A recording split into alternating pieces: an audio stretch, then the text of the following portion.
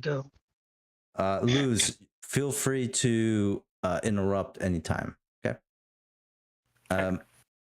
Anyways, so I would like it if you guys maybe each kind of, if you guys remember what happened with your characters, just quickly maybe get Bamboo up to speed. All we did, Bamboo, was we wrapped up some of the downtime stuff. And maybe and then we'll wrap up Bamboo Henry's backstory really quickly, and then go into the next score. But if you remember last time, because of some of the heat that you guys got from your first score and Lonnie blasting all that shit throughout the newspapers over the city, you guys had to take some time. It was like about 14 days.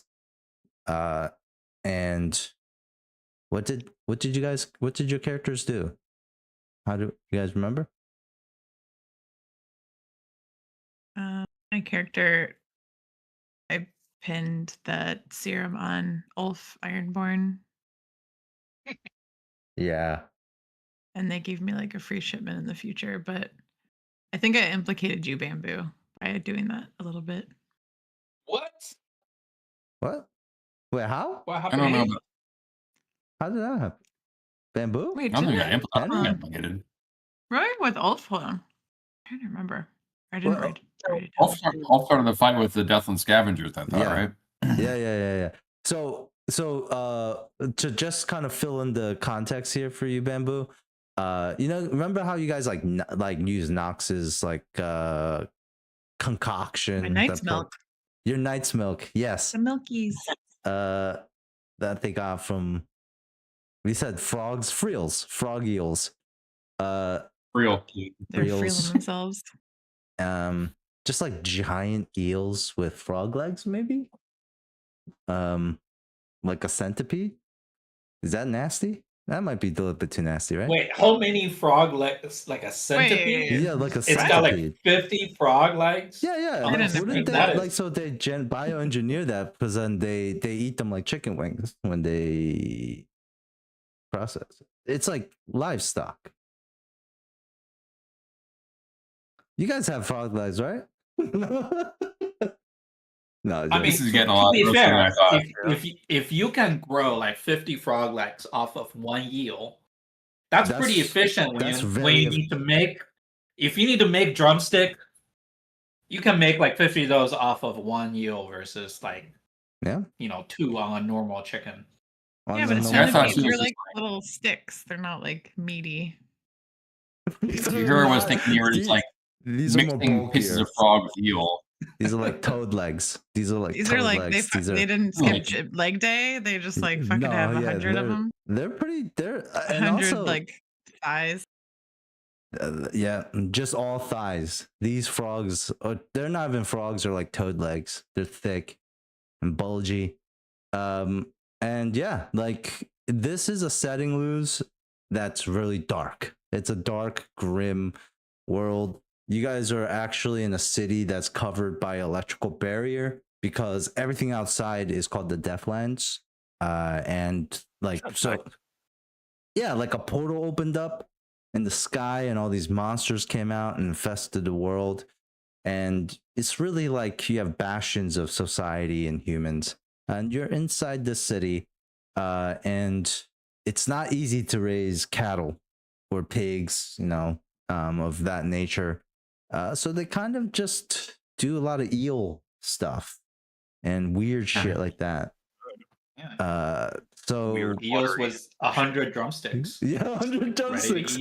They have a machine that just like gets all the legs at once. Anyways, that's just a little glimpse into this world. And then so the Deathland Scavengers are looking. They were trying to identify who made this like serum because it wasn't like this Knight's Milk. Well, they don't know it's called Knight's Milk, but they haven't really. And it was a powder, correct? It's Knight's Milk, but you distilled it into a powder or refined it into like a powder, right? Yeah. Or was it still liquid form? say this one was powder because it was mixed in with food. Right. Just put milk inside of lumpia. So the gang used lumpia. They spiked the food, got rid of the whole gang. And then so Bamboo knocks. So wait, what happened, Knock? What happened, Anna? With Knox? I think some scavenger came to her with a blood sample for her to test to figure out who was there, right? Yeah. Mm-hmm. So I got with all my alchemy homies, and we all said it's Ulf. Traces back to crazy Scandinavian Ulfie.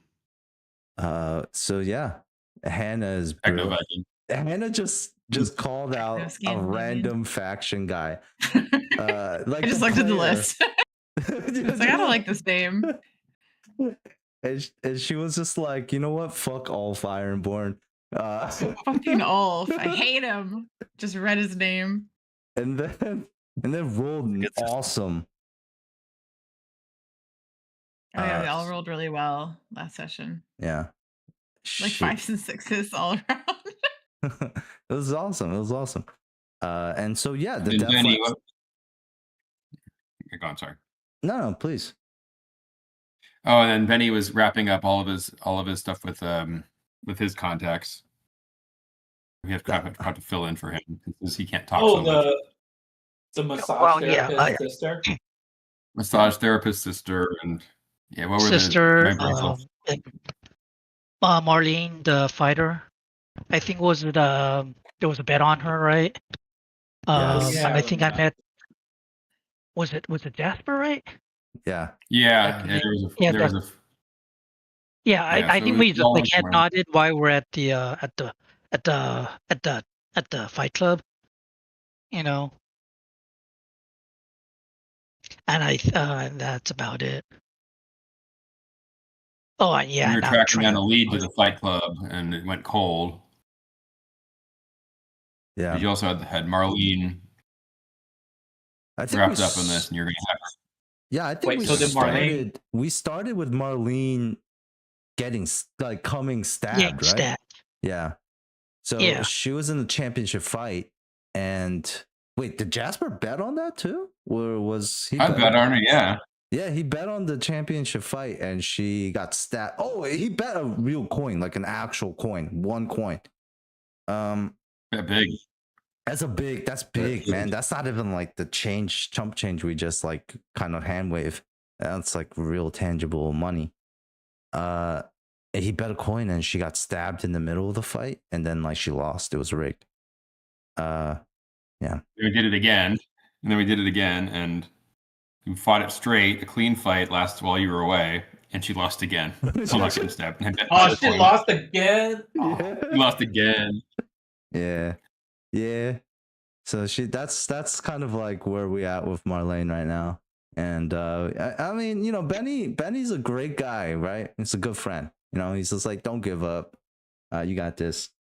And she just fought him after she got stabbed. I think that's kind of why she lost.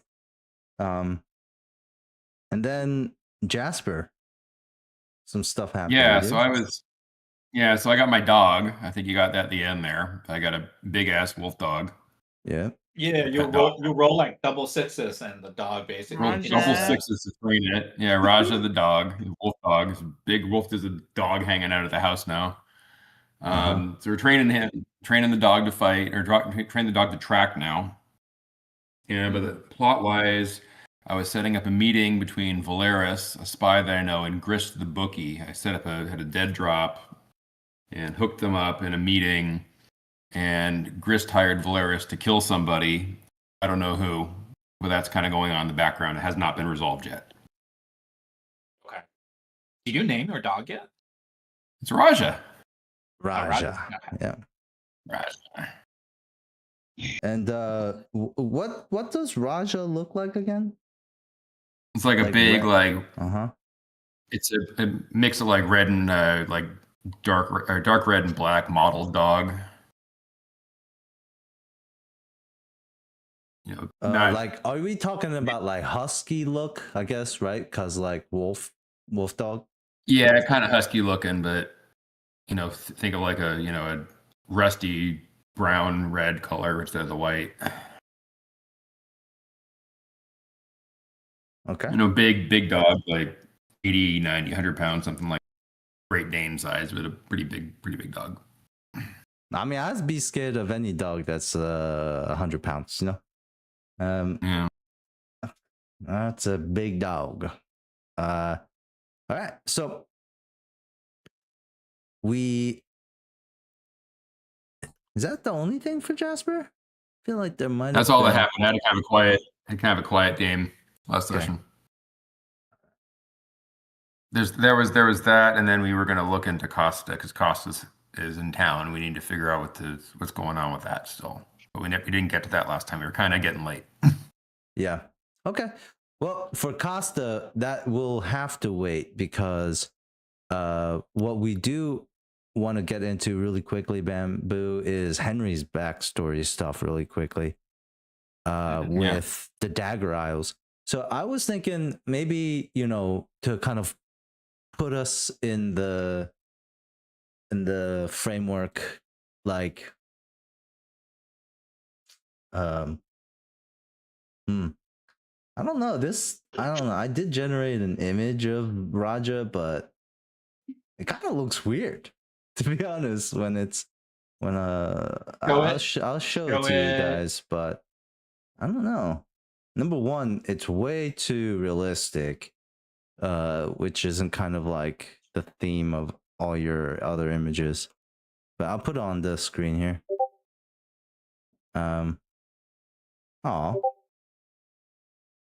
In your house? Yeah, my hands are freezing. Oh no. That's Raja. Which Whoa. Yeah, it looks like a wolf dog. What do you call that? Like a bristle or like that coat type? Brindle. Oh, brindle. Yeah, that's what I was thinking of. It does look like a brindle. Kind of. Like a weird. The reds are so rich though. It's kind of like a foxish too. Let's just say Distorter. Yeah, something kind of like that. That's right. That's what I'm looking for. Really? That's what you're looking for? Okay. It's kind of like that, brindle colored. Like this, I've seen dogs that like have this. Never like a husky or wolf, though. So this is interesting. Cool. Yeah, and when I was Googling images, I was getting something like that, or something like as a photo, something like that. Oh shit! Oh damn, those look not too very similar. much. Yeah, so same idea. Damn, Nice. Look at that. Okay. That looks almost like a persona. Like a persona, as in like anamorph. No, it's like her persona. A Persona. persona. A persona. The eyes, I think. I don't know. Persona. The one I showed has kind of Furries derpy now. eyes. Yeah. Okay. I just first. Furry 101, Cal. Oh, I see.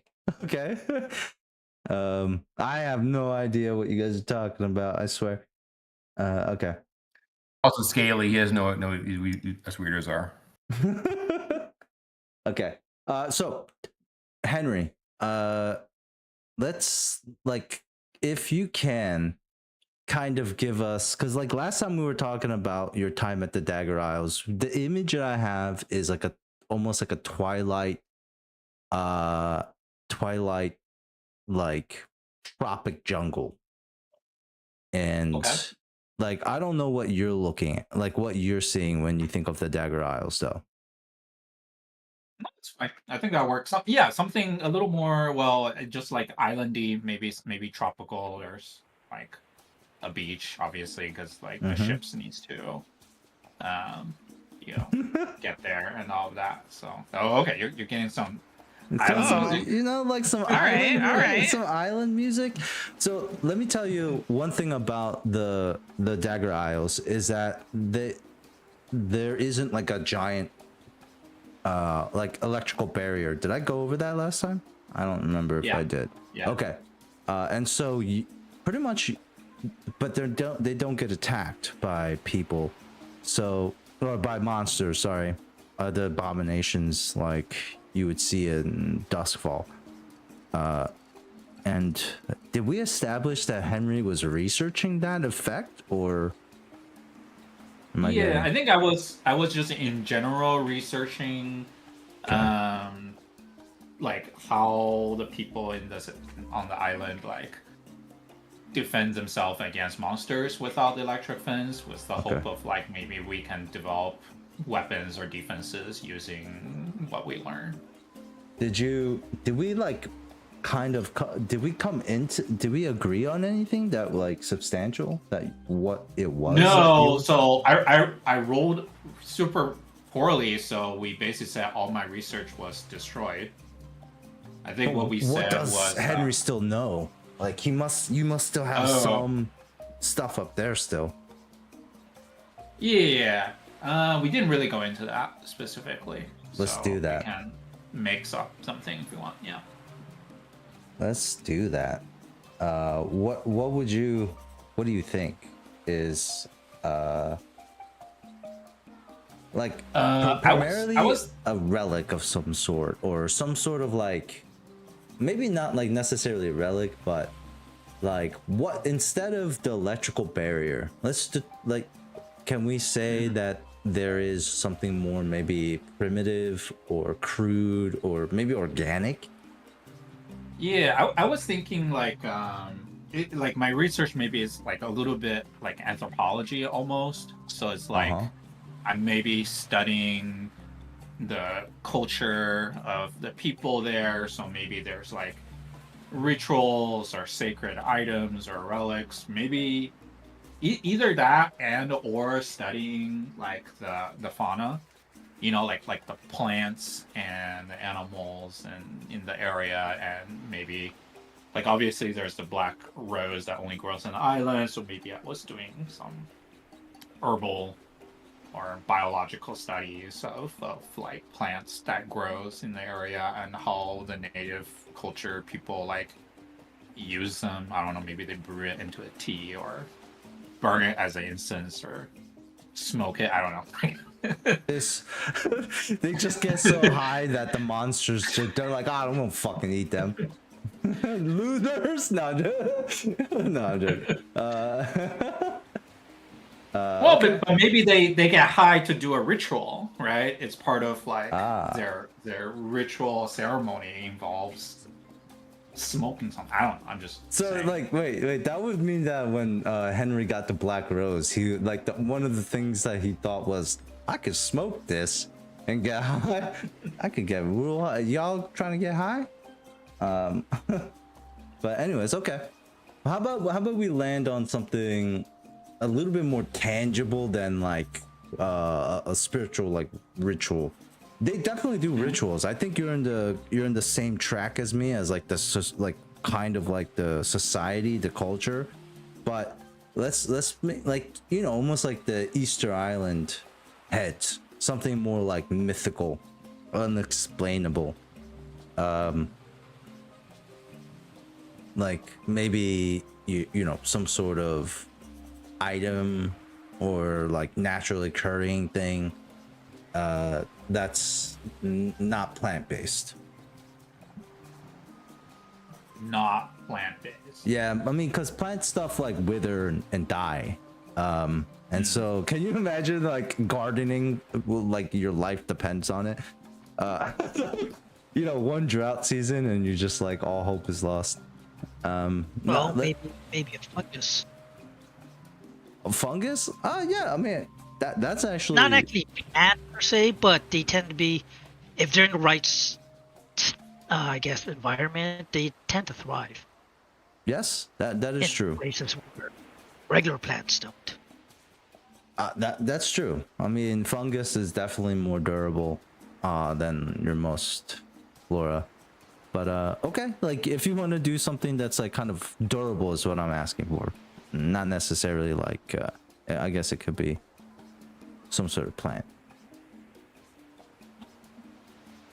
It can be, I don't know, maybe some kind of like crystal or rock or something like they find deep in, like, I don't know.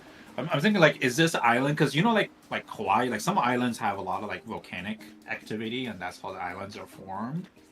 So like when you talk about something durable, I'm thinking like, oh, like if the island has like volcanic activity, maybe there's like some sort of rock or mineral or something that's like deep in the, you know, craters of volcanoes or something that gets harvested or something. Yeah. I'm getting Indiana Jones vibes out of you now. It's like total. Yeah. I mean, I'm thinking like, you know, you guys know Mokahete? What? That's like the mortar and pestle that like they use in Mexico, but it's made from volcanic rock. Oh, okay. I like it. So maybe okay. it's like, so, like it's like a little bit of both of like the volcano rock has some property, but then they like make food using that as like, you know, their bowls and tools or cooking stuff, so it gets like infused into what they eat. Okay, that's pretty cool. All right, so I think in Henry's, did we also kind of go over like the blight, or was that?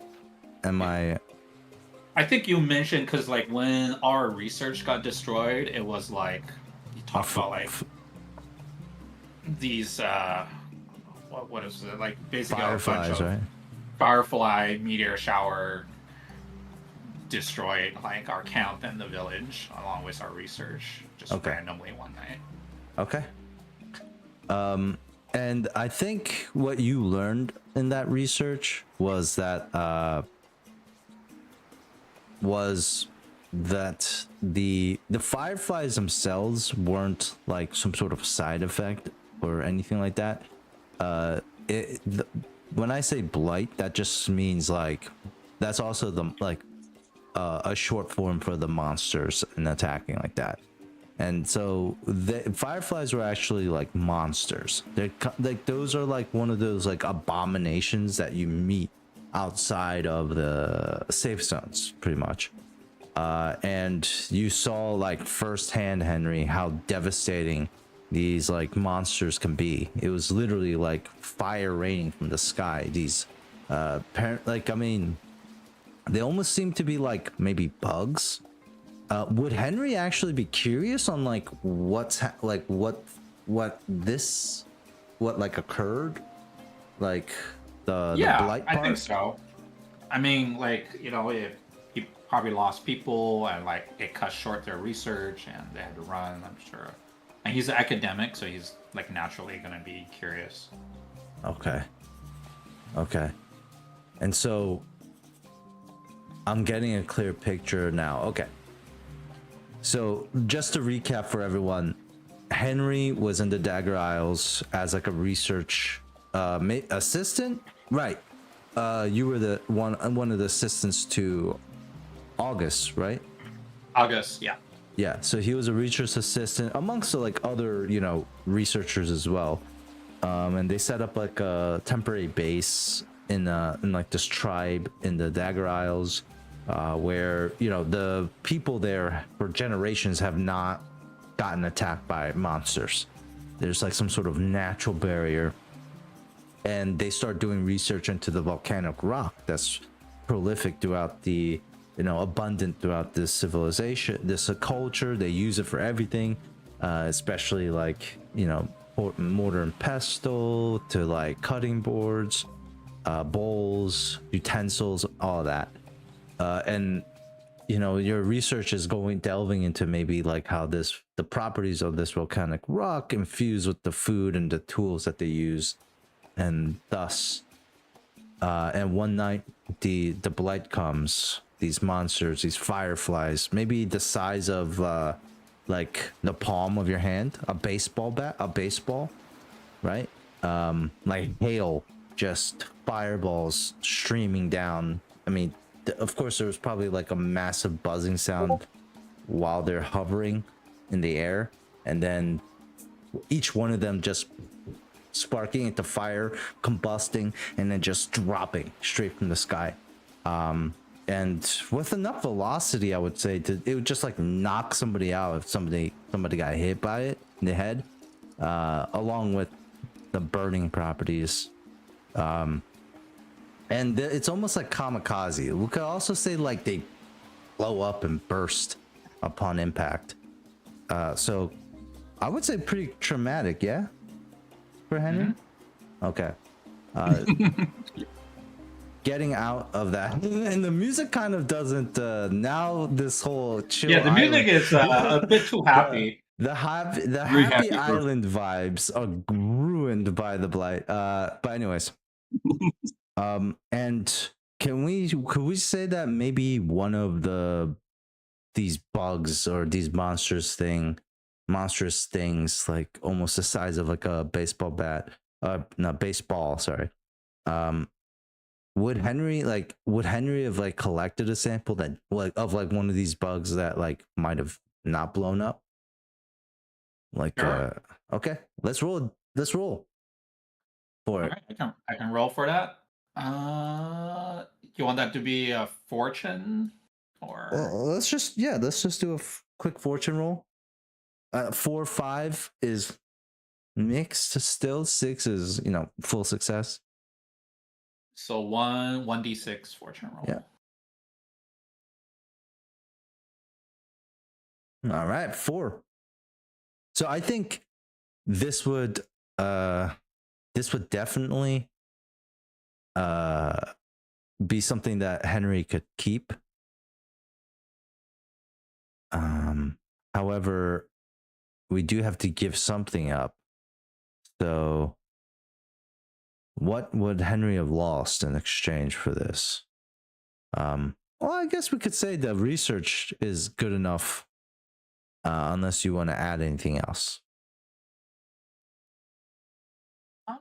I mean, yeah, like all my research, I was thinking like almost all my research was burned because they were all like stacked together with all the other research from our group, except maybe like I was thinking like maybe I keep like a journal and then like every couple of days I fill up the journal, I like archive it with the group of all the research together, and then I started writing a new one. So I was thinking maybe I have like one last journal that I kept on me that wasn't like archived yet that got burned, and maybe we can just decide how much I had written on that. Maybe I only barely wrote a couple pages worth of notes, versus like 2 days worth.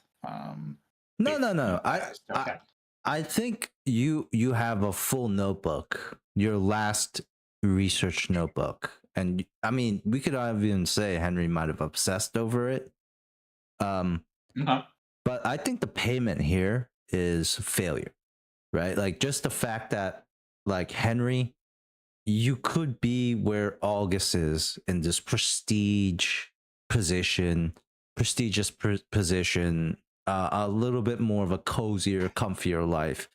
But because of the failure at the Dagger Isles, you're not gonna get that promotion. You're not gonna get that tenure that you're hoping for. And maybe your position at the university is tenuous.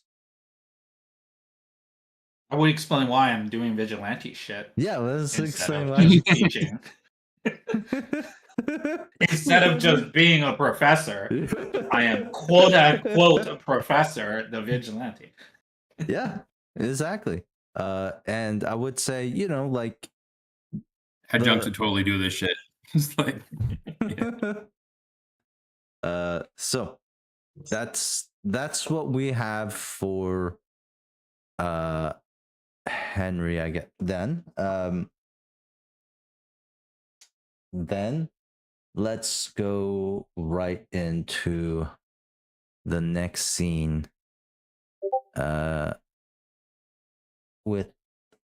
Is there any other thing that anyone wants to wrap up real quick that I want a refresher on all the because all of Henry's contacts are getting murdered and shit. I need a quick synopsis of what the hell happened there, because I remember it, but I don't. I put my daughter to bed at the time. I'm trying to remember. I took some notes. So Jaren's dad, Riven, was also there. I forgot who Riven was. The chemist.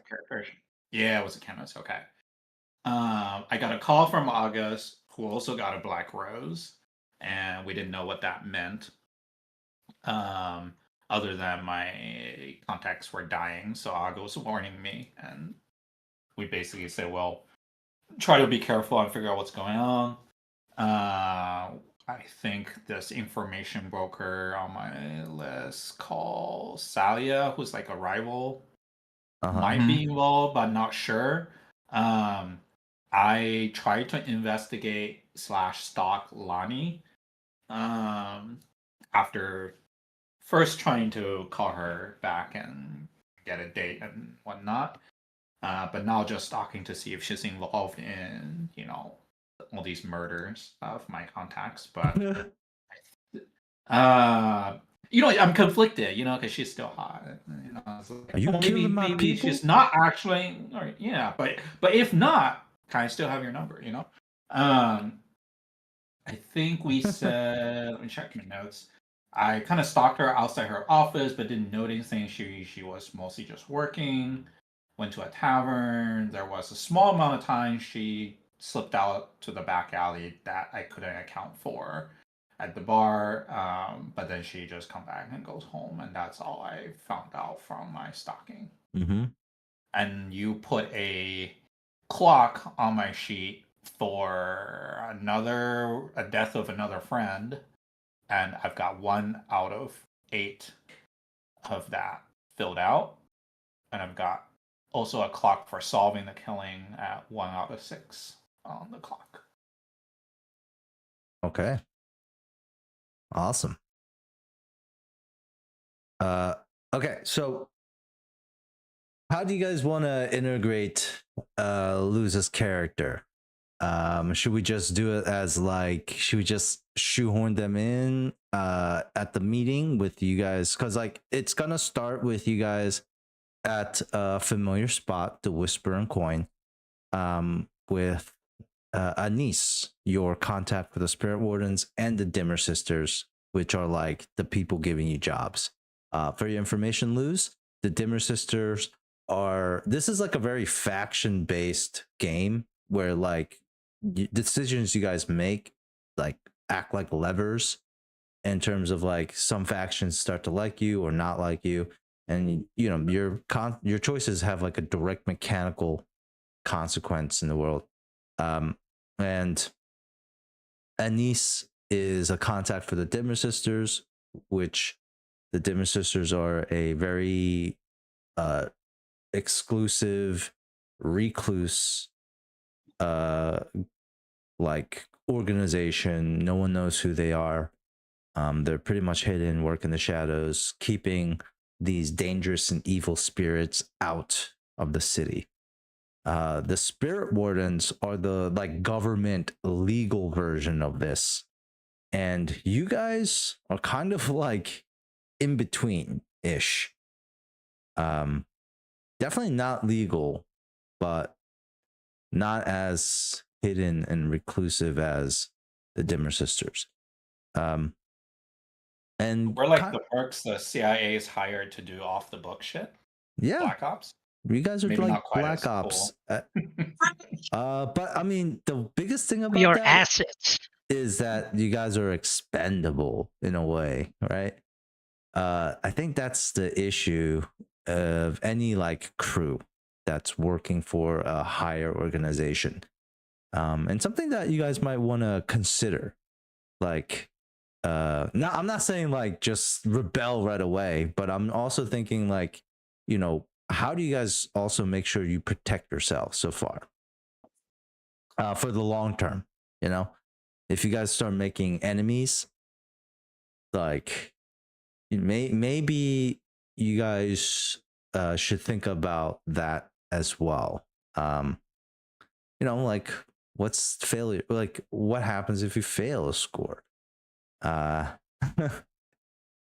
know we're only in the second score, but yeah, okay, we can always just. I can't believe we would ever fail. It hasn't happened yet. Keep pinning shit on other factions against each other, then we'll always have leverage in the chaos. Okay. So far, I think the bigger picture about how we introduce What's his name here? Loses character. How we introduce Leviticus? Leviticus? I think it's Leviticus, right? Or It can be Ludovic? Don't. Or is it Ludovicius? Vicus. Ludovicus. More like A Ludovic. knife. I think we need to kind of understand from him what his disposition is here, because we could have one of us knows him already. We need him for the score. It could be he's introduced by one of these factions, by either a niece or by the Dimmer sisters. He'd be like, you need this guy for this job. There's lots of ways to work it in, and that's really, I think, between Cal and Luz in some way. No, I mean, I think I would like to open it up to everyone who has any ideas. I mean, first though, Luz, if you have an idea for your character, let us know. So maybe he read the article and he knows. Which article? I read many articles. The article of what we did. Well, Nox and I are both of the weird vice persuasion, so maybe we knew each other somehow from that, or maybe the Dimmer sisters. Different kinds of weird. Yeah, yeah, but what is your vice weird? We're all mad here. He's a cultist. He's a weird cultist body Like, thing. what is when you say when you say your vice is weird? We know what Nox's is their version of weird is Self-experimentation. Self-experimentation, which is weird. Likes to jug potions. Is it like a Jekyll and Hyde type of thing? Like, no, it's like I got to see how this works. I have to experience it firsthand. It's just like a knowledge thing. I don't like change personas. Or well, I mean, not the actual Jekyll Hyde part, but like the fact that like he's trying to find like a cure for something, or like a potion of immortality or anything, or it's just simply just I wonder if my skin can become translucent and that's it. Yeah, kind of like that, I'd say. Like, I wonder what it'd feel like to have gills. Like, that's the type of... Yeah, she's not necessarily like trying to improve herself, but she's just trying to see like what she makes and what it does, I guess. Cause and effect. Okay. So like definitely... she's her test subject, basically. Okay. It's always it's that's kind of weird because like in my knowledge of silence, it's like the opposite. So it's like let's test on somebody else. Yeah, so I'm a fucking weirdo. It is weird. So Luz, what is your version of weird like? Yeah, so I said that my purveyor is Arana the Blessed, who is a cultist of a forgotten god. So What's I don't really like. Well, I can't tell you the secrets. It's that's a cult thing.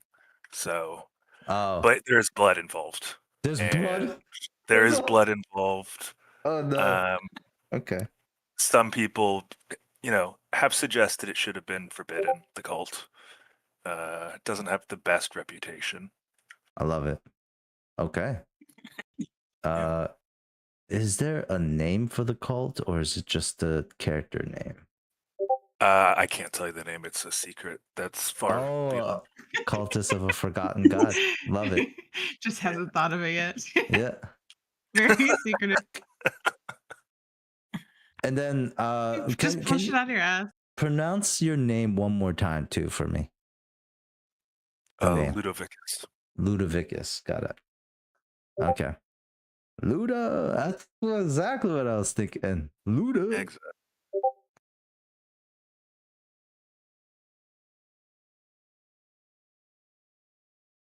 All right. Okay. So Luz, what do you think? Judging by Nox, Hannah's character Nox's weird vice, it's probably not like the link that we're looking for. Unless we met in like a weird shop that sold weird things. And, I'm looking for some like nice, that ain't me, magical butchery knives. She was looking for some weird experimental potion stuff. We both reached for the same apple, and our eyes met. Our eyes locked. It's not an apple though. It's a skull. It's like a human skull. Yeah. For the sake He of wanted to make a formaldehyde, potion out of the then. skull, and he wanted to drink out of it. But Yeah. we both agreed there was the skull. It was Okay. a damn good skull. Damn good skull. Why don't we say that you guys all know Ludo, just the same way, you know, Henry, that you have recruited others. You've all done jobs together in the past. I think we've established that, right? Like, you guys aren't total strangers, but it's never been like a crew. A crew has never been formed from it. And we can just say Ludo, you know, is one of those folks that was involved in some of your schemes in the past, Henry. Or you've gotten word of what does Ludo look like? Tall, skinny, pale-skinned, dark eyes, dark hair. Looks kind of like a living skeleton. Oh, damn. Ludo Sir looking Jack like himself. In real Lord Voldemort, like 5 Yeah, I like get it. real. Doesn't Except have a except I nose. have hair It's a and I have a nose. nose. You got I have a nose and I have Got it. hair. All right. But I do have, you know, like He's a Ralph Fiennes. I do have like a big cloak on, so you can't really see my face too That's- well. It's kind of shadowed. Okay, that There's does some fit weird- a lurk. Red stuff on me that you know, is that wine? Is that blood? If you be looking like a skeleton, I might be thinking it's blood. No, I'm like, look at that. That guy is So sus. hot kid in our crew. This guy's super sus. Okay. Like, I mean, underneath the cowl, what does Ludo look like? Is he look as haunted as you're as you're saying, or is he like, when you say he's skeletal looking, is he like super gaunt? Yeah, I mean like gaunt. Not a lot of like strong cheekbone structure, eye structure. Okay. Not a lot of fat. Very, very sort of skinny. Yeah. Okay.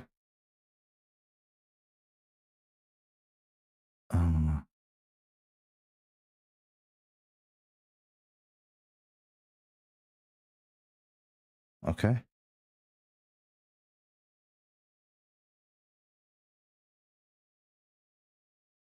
Tasty little look fucking dude. Got it. All right. So, how about we start at the Whisper and Coin? And why don't we say that all of you guys are there together? Oh, actually, Are we all the whispering? Are you give us a call or something? What's the? well, yeah. Why don't what's we the do deal? this? Why don't we say that you guys are all at the homes? You guys are all at the home. Should we just introduce Lou's character right now, like right off the bat, in the very first scene? Sure. Okay. Yeah, makes sense. Yeah, we'll just say Luz, your character, Henry. You go out, you find Ludo, you bring him into the mansion, and oh my god, this is terrible.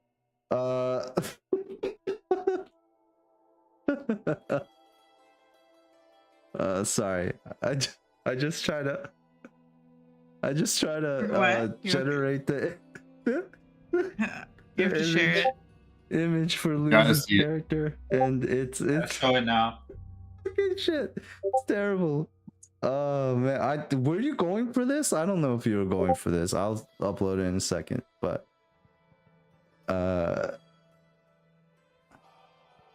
Bowie? yeah, Bowie doesn't David, look like a dwarf. Yeah, David Bowie, he's the Goblin King in Labyrinth. he was in Labyrinth.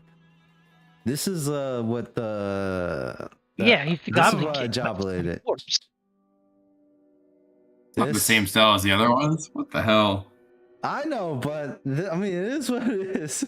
Ooh, those cheeks, man. So, Luz, is it different than this? Like, what are we looking at?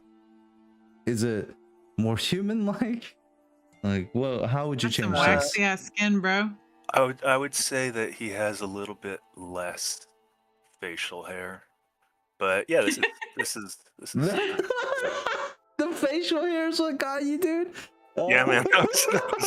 He's like got some straw on there. Yeah. Okay. Sure. I mean, I really want your opinion though. Like, is that okay, or should we make him more No, that's fine. less ghoulish? Okay. All right. He's involved in a forgotten cult with blood rituals. I mean, ghoulish is part of the picture here. Damn. So, like, we have one person on the on spectrum. We have Henry, like Henry Cavill looking motherfucker, and then we have on the other end of the spectrum, Ludovicus. Wait, I feel like I'm on that end too. Fucking weirdos. I think you were close. I think you were on that end until Ludo came around. Yeah, Ludo normalized me. Out weirded you. Yeah. Oh yeah. That's Weirdos on this brew. okay. So we have Ludo here now. I'll just really quickly upload this. Okay. So you guys see that essentially a tall, gaunt looking man, no facial hair, right? So we'll do this like that. Ew. That does the trick. Sure. Okay. Yeah, he walks in. Give me a color that you want to represent Ludo as well. Black. Okay, that's pretty. That's on point. A little too on the nose here, but okay. So Ludo walks in. Henry, what do you like? Is Ludo the type of person to just like be like, "Yay, job," or like what would get him to join this crew? Do I already know that we're gonna have another job? Yes. Yeah. Coming. Okay. Can we say? Well, you know, like was there a phone call? There's bound to be some time. Like, you know, it's coming up soon. Like, they didn't essentially say you're off the hook forever. So, but I would say like maybe it's not like immediate. You don't know immediately. Okay. Maybe, okay, now I'm thinking maybe it's a combination of like, we know there's going to be jobs, so it would be helpful, but also I'm thinking like, I'm investigating the death of like my contacts, and maybe I think Ludo, because he's sneaky, you know, and stuff, it might be helpful in my investigation there. And at the same time, I probably could use... Yeah, he can help me stalk Lonnie. That's terrible. You're gonna send this guy after Lonnie. You're gonna scare the lady. Oh my god, it's gonna be your worst nightmare. Can you imagine him? Maybe she'll talk because it's so creepy. But anyway, that's like my line of thinking of like, hey, like I could probably use his help. Both for any upcoming jobs as well as help me stalk and be sneaky and you know, break into people's houses if I need to discover stuff. Okay. All right. Yeah. So all of your characters see Ludovicus. Ludo. Did I say it right? Ludovicus. Ludo. You can just say Ludo. It's fine. Ludo.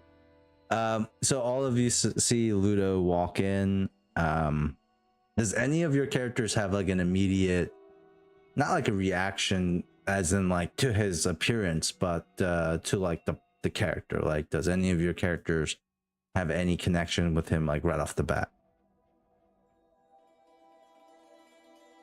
Okay. Well then, you Kind of guys like, all. the fuck is he doing here? But that's about the extent of it. Yeah, I mean, Ludo is like a not like a famous burglar or man of stealthy nature, but you guys have all heard around the area. I mean, you know, he is one of the few that have evaded like the cops, the bluecoats, and death. So, you know, respectable in the way that he's alive, just like as you guys are. And yeah, Ludo, you go inside of a house. It's cozy. It's nice. What is like? It could just be money, but like, what would Ludo need money for? Or is that also secret on why he's in need of money? Bored. Oh, he's just bored. He's just bored. Will he take a cut of money? He just wants money so that he can spend it on living. Oh, okay.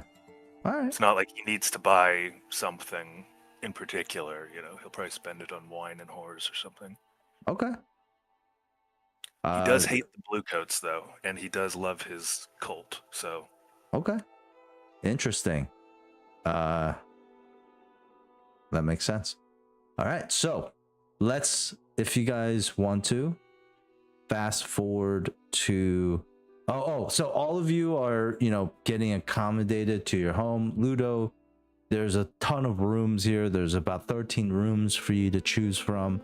A couple of the rooms look strangely occupied. By one of them, you open up, is just like a big ass. It's like a room with just a sarcophagus in there, like a coffin. No openings, like no lid, just like a solid coffin. The room that you guys use as like your office is just a really long room with a table, a desk that goes from one wall to the other wall, a chair on that other opposite side, and then some chairs in front of it, which is this room right here.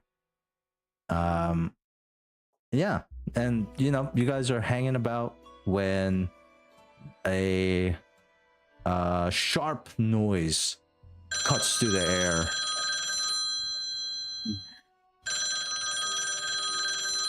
Who's the one who picks it up? I'll pick it up. Henry. Volunteer you. You pick up the phone. Hello? It's Anise. And she's like, Henry, I need your help. I know it's late at night, but this mission is time sensitive. Are you and your crew ready? Look around, saying, sure, for the right price. Let's not talk about business over the phone. Meet me at the usual place, the Whisper and Coin. I'll see you there. And then, Click. Yep. She clicks first. No. No. And No, you hang up. we flash forward to the night market in the Whisper and Coin. Swanky, like speakeasy. No one's singing here tonight, but Anise in the booth, same booth as always, waiting for you all. We cut to like you guys all in the booth. Your entire crew, 5 of you guys on one side of the booth. A crazy looking crew, to be honest. And you know, she's just staring at you guys. And that's where we start. Where like, so Anise is like, you guys all have drinks in front of you. What are the drinks that you guys order, or food? Up to you.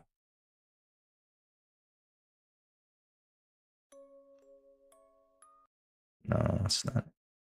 What are you guys drinking? What's what are your characters food drink? options in this country? I mean, I just drink same. like some herbal hot drink. Herbal hot drink. I can't get a bead on Nox. Tea? Like Yeah. tea? Okay. Sure. Nox You has can't some get sort a of what on her? a bead. Like I can't predict what Nox is going to enjoy or not enjoy. I just don't know. Okay. Special Weirdo. kind of Hello. It does make it hard, but I'm such an unpredictable. No, I'm joking. Okay, so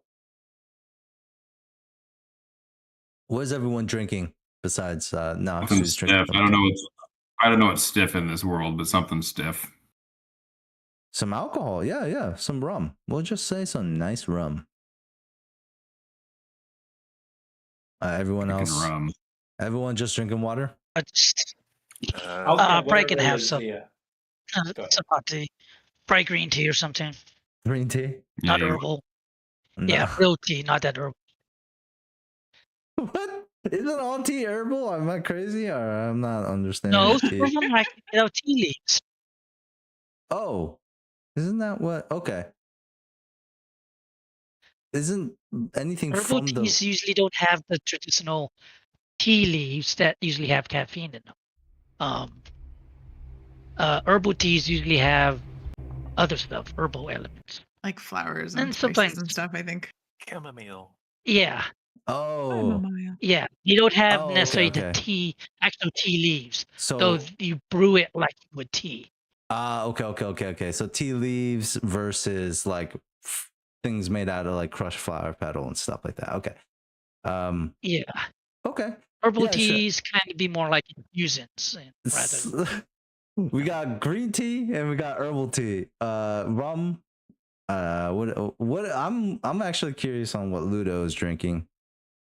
To be honest. What do we have in this world? I mean, anything. You could just make something up, man. Or but it is going to be loosely based off of like what we kind of, it can't be like googly smash, some alien like tentacle juice. Like, you know what I mean? Get Like some sex on I'll the just have a beach. glass of red wine. a glass of red wine. Oh, very okay. Nosferatu. Okay.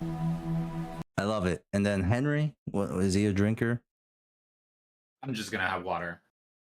Okay, like the professor. I'm responsible.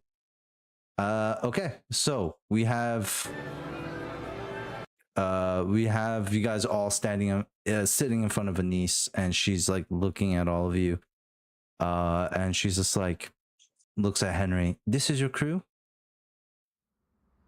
Look at her like, well, you said it's urgent, so I made sure everybody's here so we can start whatever it is. Right. Yeah. away. Yes. So it is urgent. That we have just learned words through the ravens that well we have learned word to our informants that there is a shipment coming in.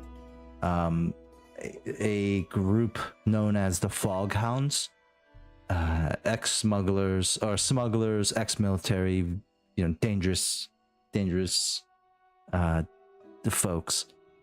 They're bringing in some sort of relic. We don't know what this relic is per se, but we have heard that it is possibly quite dangerous. It's from the Dagger Isles, and really, it could cause a lot of issues for the city. That's all we know.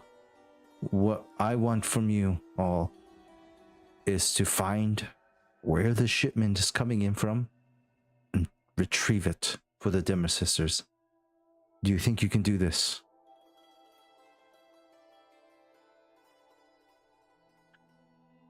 Think so? Can you tell us more about the Foghounds, or do you know any contacts for that group? Well, the Foghounds are smugglers, so they're all over the place. Last time I heard, they are a group of expatriates, ex-military. Their leader is a man, ex military officer from the Aruvian army. Goes by the name of, I believe his name is Korik. They call him Captain Korik. Nicknamed the Breaker. Breaker. Okay. And you said it's urgent. It is. Do you have a rough idea of how long until the shipment arrives? Are we talking tonight?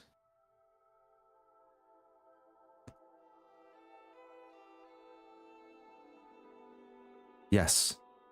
Sounds like tonight to me. That's what we are heard. We have all our ravens out looking for it, but we have not been able to track it so far. Okay. If you do find it, I need you to wave down. We'll have a couple of ravens following you. Wave one down and send us a message to the raven. And you've seen this before. Before they installed the phone in your thing, they got like a raven came and spoke to you, right? Mm-hmm. Is it like an old school? And for payment, it is going to be quite lucrative for you. We were thinking the standard rate, which was 10 coins. This time we're not going to ask you to eliminate the entire game. Because I realized that was actually what I was gonna ask. It's like, do you have extra requirements like last time? No. That was more of like they stepped to us and robbed us. We had to make an example of them, which I think you guys did quite a good job of in a way. I mean, they didn't die, but you did get rid of them. However, the Foghounds really are just doing their jobs. But I mean, if you have to kill a couple of them to get the item, of course, do what you have to do. Just don't but be discreet, like always. Don't make a huge mess and recover the item or the relic at all cost. Huge mess, got it. Okay. And then she's like, maybe your contacts might know more about the foghorns, foghounds. They're not really native to Dustfall. I think they come from somewhere else, Aruvia maybe. She shrugs. However, we do know that it's probably going to boil down to one of three locations, right? There's not too many people where somebody can ship things in. So it's either probably the docks, Tangletown, or the Gaddock rail station.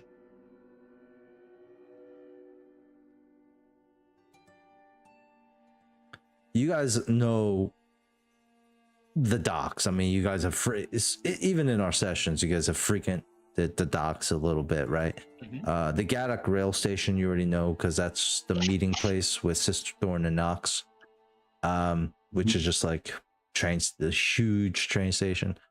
Tangletown is something new, so it's only for my folks who have underground knowledge, who have underworld or underground as their backstory. Who here has underworld? Any of you guys? Let me see. I do. Yeah, I got underworld. Benny? Okay, so Benny has underworld. Yeah, I got underworld. And Ludo. Okay, so how about this? Both Benny and Ludo, you can roll me a fortune dice. If you guys get everyone can roll a fortune dice to know if they know Tangletown. Those who don't have the underworld have to hit a 6 to know. Benny and Ludo, when you guys roll, you only have to hit a 3, 4, 5, or 6. If you roll 1 or 2, you don't know.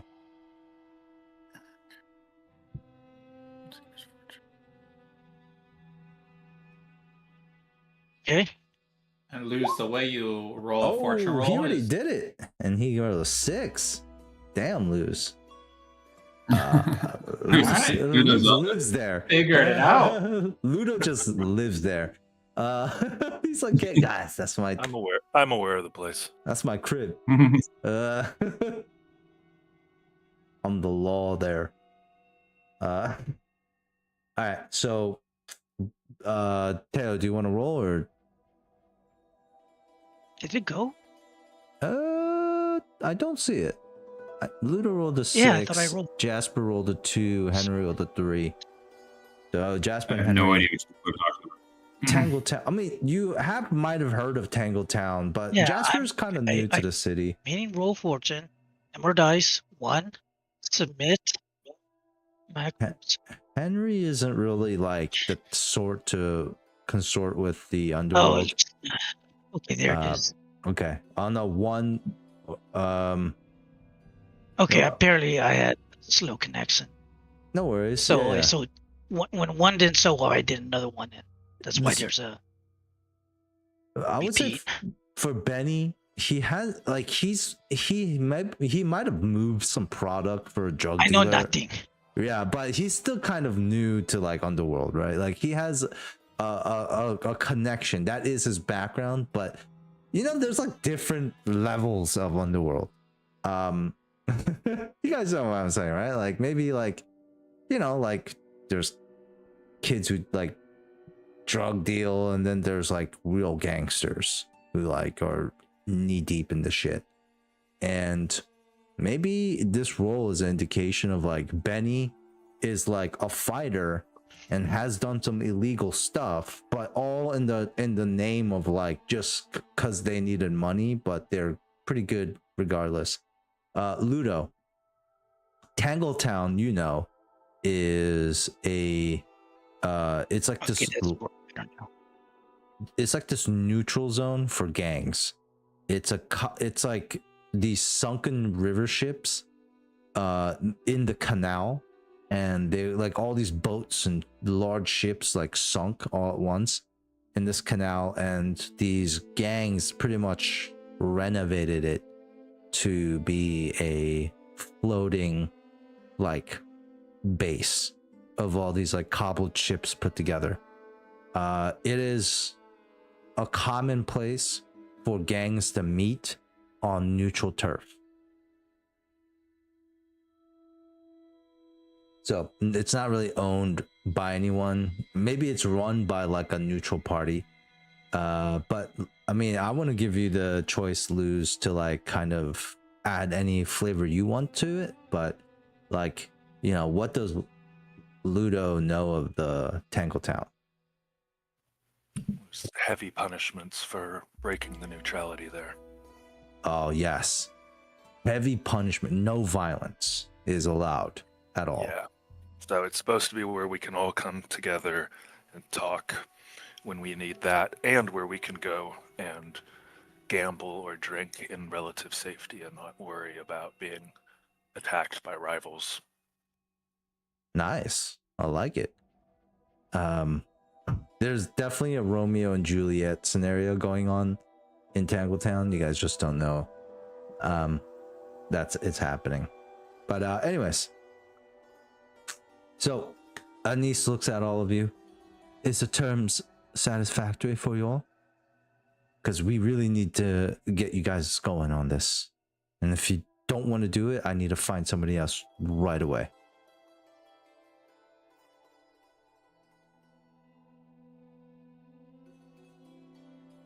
And I'll Use look the money. around and I'm gonna look around to my group if anybody wanna I kind give of me ignored any you guys. eye contact or something, kind of nods or anything. I kind of shrug and nod. Do a little head bow. I just nod and drink my wine.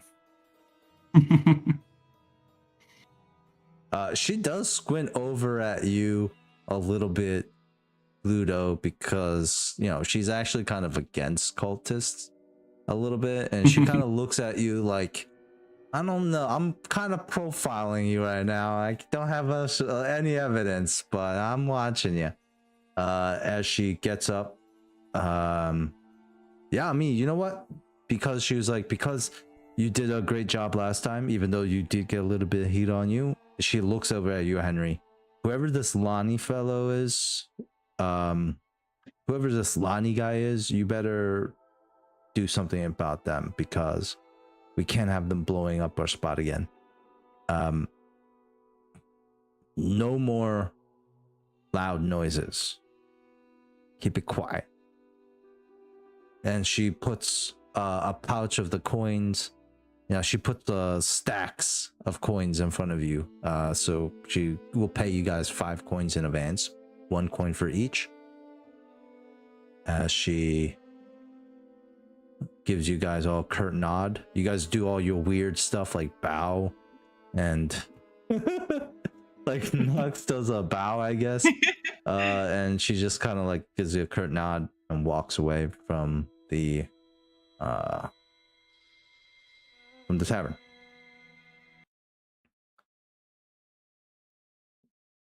Does anyone do anything before we cut back to like you guys' house where you're going to be planning? Yeah. Okay. Does anyone go out, do anything really quickly before we go to the planning part?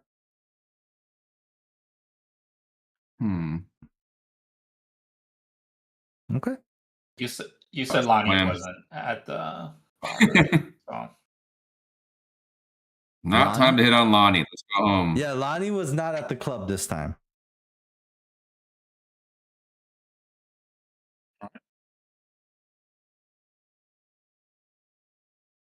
So, not time to hit on Lonnie.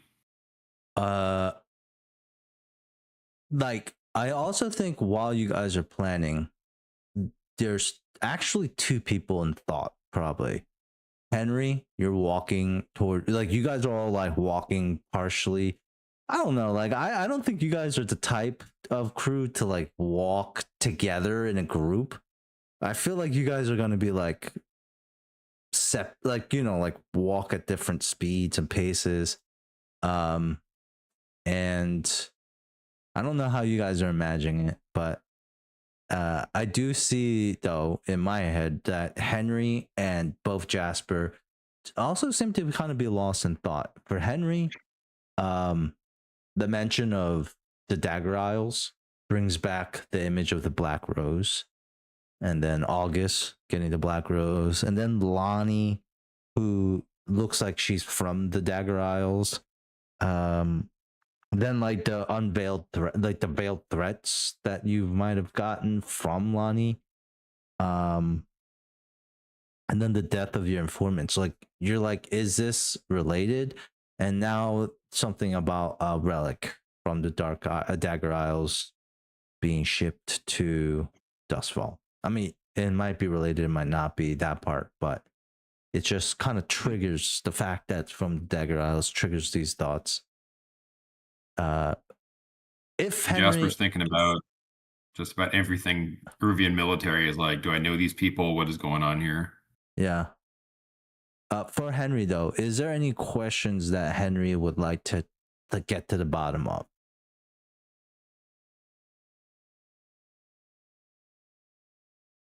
I mean, I definitely still want to, if at all possible, investigate like the death of my friends and the connection between like the Dagger Isle and all that. Okay. It's a job right now. You gotta get a job.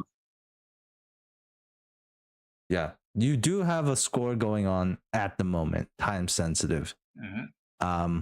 But yeah, the question is like, you want to know if there's a connection. You want to find out the you want to get to the bottom of why 2 of your contacts are died. Okay.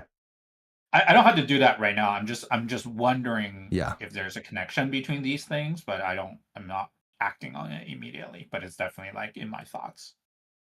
Okay. My thought is I would like to check out if I know who this, what was his name again? Rufus, or the fucking Ruvian guy that was in charge of this? What was his name again?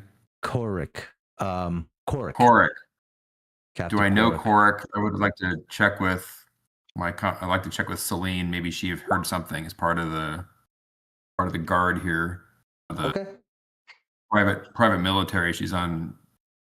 Maybe keeps in touch with some of this. Knows who this guy is because I don't. The name isn't familiar, but he's from home. Yeah, I mean, I think like the mention of the Rivian military, like, is what Jasper, kind of the thoughts stem from that. As Jasper's walking down the street, maybe he's actually hears gunfire as he's walking down the street, the fire of artillery shaking the ground as shells were hitting. Like people storming the trenches. These are like the sounds of men getting shot and screaming. And also, like in the midst of all that, you rack your brain. How about we go for a fortune roll? If you get a 6, you have heard of it. Let's see. And then you can also do a quick consort too to see if Celine, who also might have served with you in the past. Okay. Cohort. Yeah, cohort. Controlled and standard consorting with Celine. Who? Okay. Well, why don't you roll that again, and I'll give you a bonus die instead. How about that? Consort. Okay. Yep, consort. I didn't say it quick enough when you rolled that first one.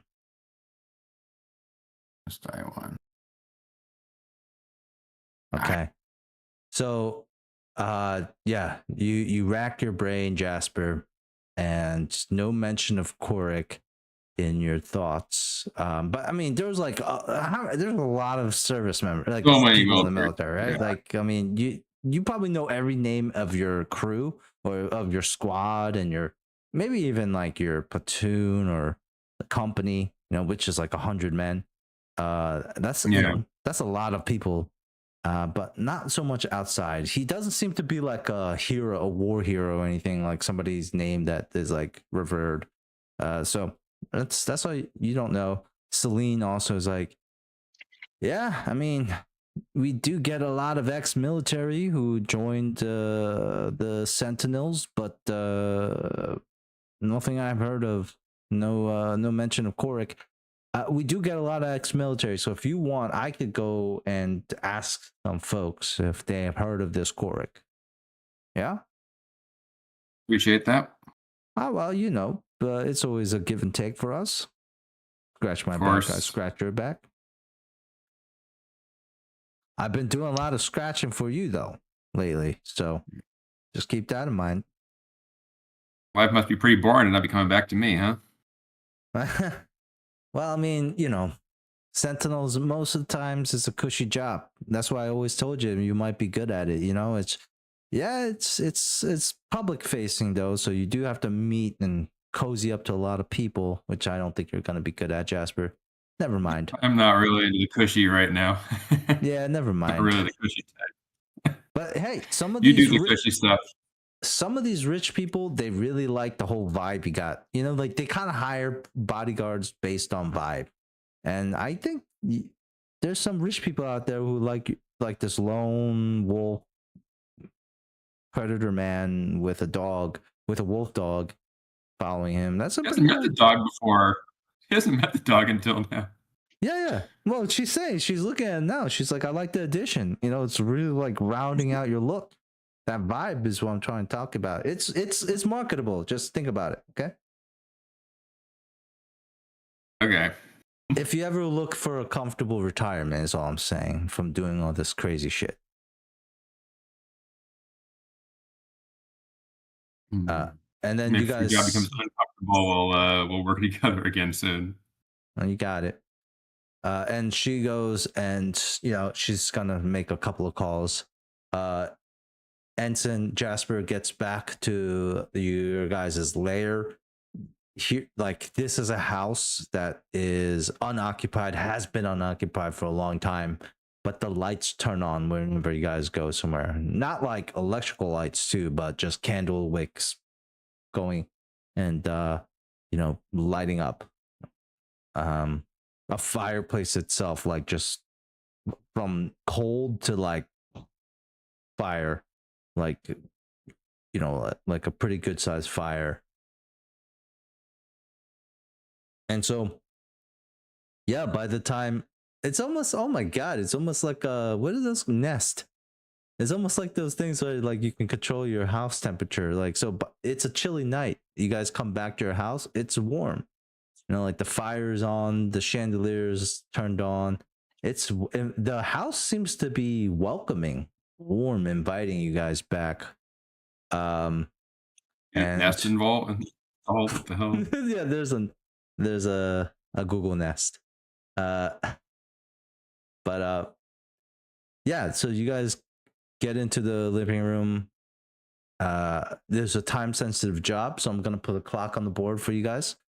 We're gonna start with lose. A clock is something that like determines like how much time you guys have, and based on your actions, we know like what the, like if you guys succeed or not, what the outcome is. I don't know these other locations, the underworld shit or the train station, but I know the docks pretty well. That's been my haunt. I'm down there for the boxing club. I'm gonna go and survey that. I want to go and survey the docks and see if I can get any info on this kind of shipment, if there's anything going on the ground. Okay, give me 1 second.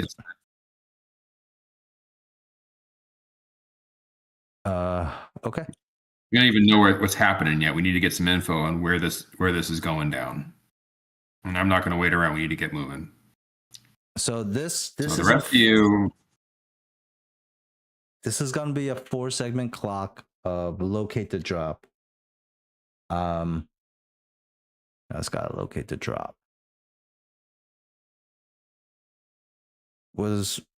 So we have. Oh, you guys are you planning, Ensign, right now? Is that, or are you telling me what you guys? We're kind of in the planning stage, but I mean, we need to make a plan to survey these different locations and figure out where this drop is. Okay. And I don't know these other locations, but I know the docks, and I think I need to go down and survey the docks. But how can we cover the other two?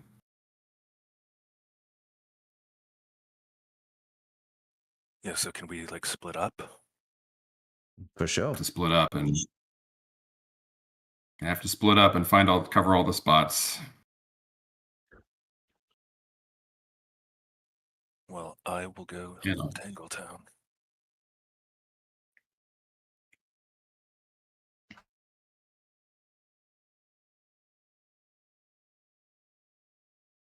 Wherever you need me at. I will also say, like, not only do you want to scout the locations, that's a great idea. So going to the docks, going to Tangletown is great. But also knowing more about the faction itself can help, or just like a underworld contact that might know somebody that's heard of a smuggling going on. The cops might have some wind, just like a whole bunch of,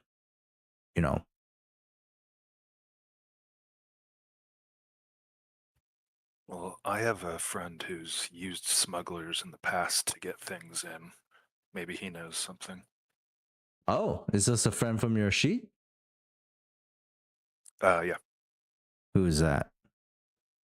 Where did I hit the tab? Under Shady Friends? Yeah, you could just pick one. Yeah, I picked a noble friend who uses smugglers from time to time. Rosalind Kellis. Okay, love it. Okay, sure. Well, Ludo, you can pick either or. Go to Tangletown or do that one first. Why don't we go in order then? Because like how this works is you guys are like, the scene is you guys are planning, but then it's like it like cuts to like it happening, right? Like a TV show. So like not Henry, Jasper's like, look, the docks is my spot. I've been there before. I do want to remind you, Henry, not Henry, Jasper, that you've been labeled on the docks as well. So you have a -1 faction, or -1 to the citizens of the docks, I think. Did I not say that? I did, right? Yeah, we're not in good terms with them at the moment. And did I put that somewhere? I did, right? The Earth. Okay, and then where's the docks? Yes, it says a -1 right there. So they're not too friendly with you. So you are gonna get it's not gonna be risky. It's gonna be desperate for you. Be desperate instead of risky. Ooh. It was gonna be risky. It's always been risky because that's not your turf. But now it's gonna be desperate. Or if you don't want it to be desperate, you could pick desperate or desperate and standard, or risky and limited. I'm sorry, my daughter's talking to me a second. One more time. What was that? It's either risky or limited, or desperate and standard. So what we're talking about this, Lou, is the first thing is the position. So like when something is risky or versus desperate, the consequences are different if you fail. And then the second part is the effect, like how great the effect is of this action. So like, for instance, if you say I want to like beat the shit out of this guy with a banana, like it's gonna be risky because the guy can fight back, and the effect is gonna be limited because you're using a banana. But if you say I want to, like shoot this guy while he's sleeping, it's gonna be controlled because the guy can't ever fight back. He's sleeping, and then the effect is gonna be standard or great because using a gun on somebody who's sleeping is pretty effective. We're gonna go for it. I'm gonna take the risk. We're gonna go and get the info. At least that's my plan. We go there, but I do want to. Okay, desperate, but standard effect. Desperate standard. You know what? We're not gonna wait for everyone else to plan or to go. As soon as Jasper, as soon as you say, I'm gonna hit the docks, we cut to Jasper at the docks.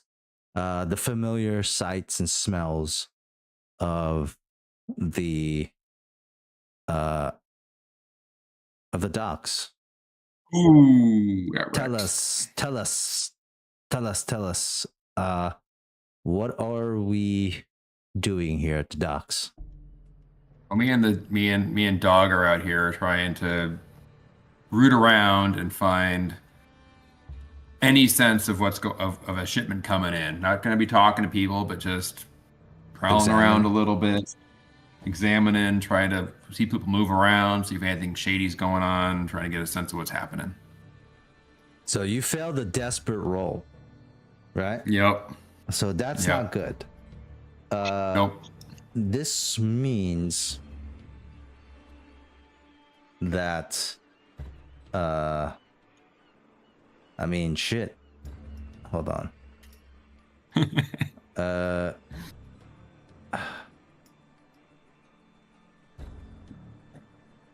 Man.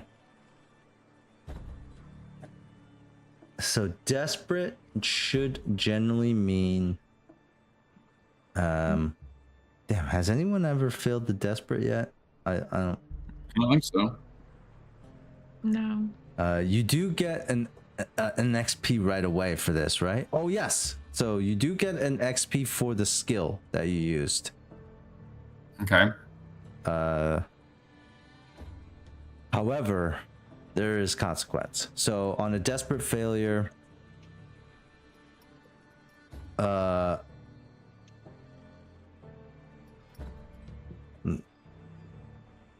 think what should we say here? Like, what is a good failure point? I think really I'm gonna hit you where it hurts a little bit, because I warned you the docks isn't the greatest place.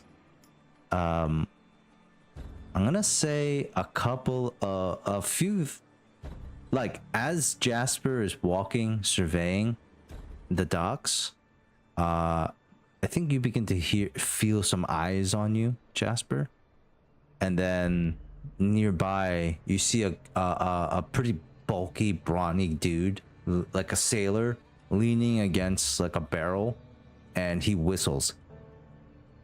And he whistles pretty loud, and the whistle echoes through what would be more like a kind of like a populated area, but it seems to be empty tonight. And as the whistle goes out, maybe 4 to 6 dudes come out of the shadows.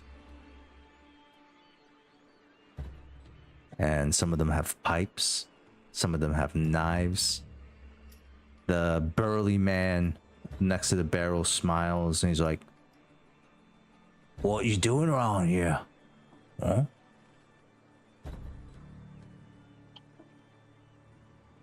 Or your girlfriend? She asked me a date. You're a funny one, aren't you? Well, we'll see how funny you are when I break your fucking teeth in. And all these guys converge on Jasper. Let's fucking start shooting them. Oh, Guns are coming out. Okay. Fuck them. You know what? Pull a gun on the closest guy. See what happens. And we don't have to roll for this. What we can just say is you where do you aim when you shoot the first guy?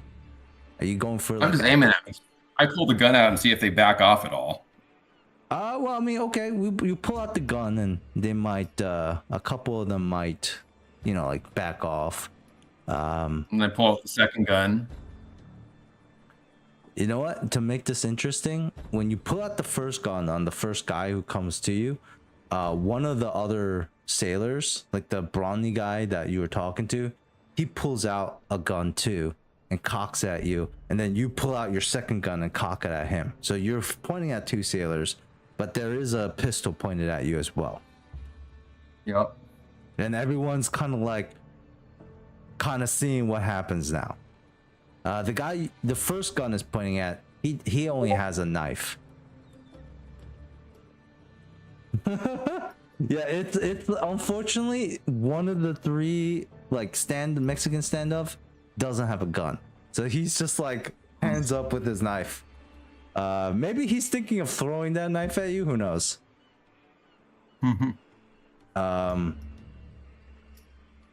Jasper, this is a pretty tense situation here.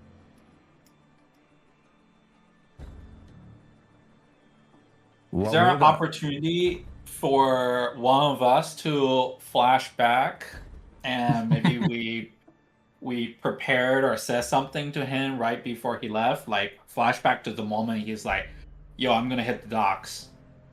And remember, bring 3 guns. Bring your tongue gun. I got a dog too. Dogs around here too. So any one of you can use some stress to flash back. But what were you thinking? What would Henry say or do that would help Jasper in this situation? Hey bro, don't go to the dogs. don't go at all. I was like, okay. Or would you go with him? Like, what are you thinking for Henry for the flashback? I'm more thinking of like maybe we agreed a way to signal or contact each other if any one of us figured out where the delivery is. I'm thinking maybe something like we had like the Ravens. Dimmer's sister told us to leverage to say something. We agreed to use that as a way to like, if we figure out something or need to like get info to anybody, we make sure each of us had a Raven following us when we split up, so we can get the info back.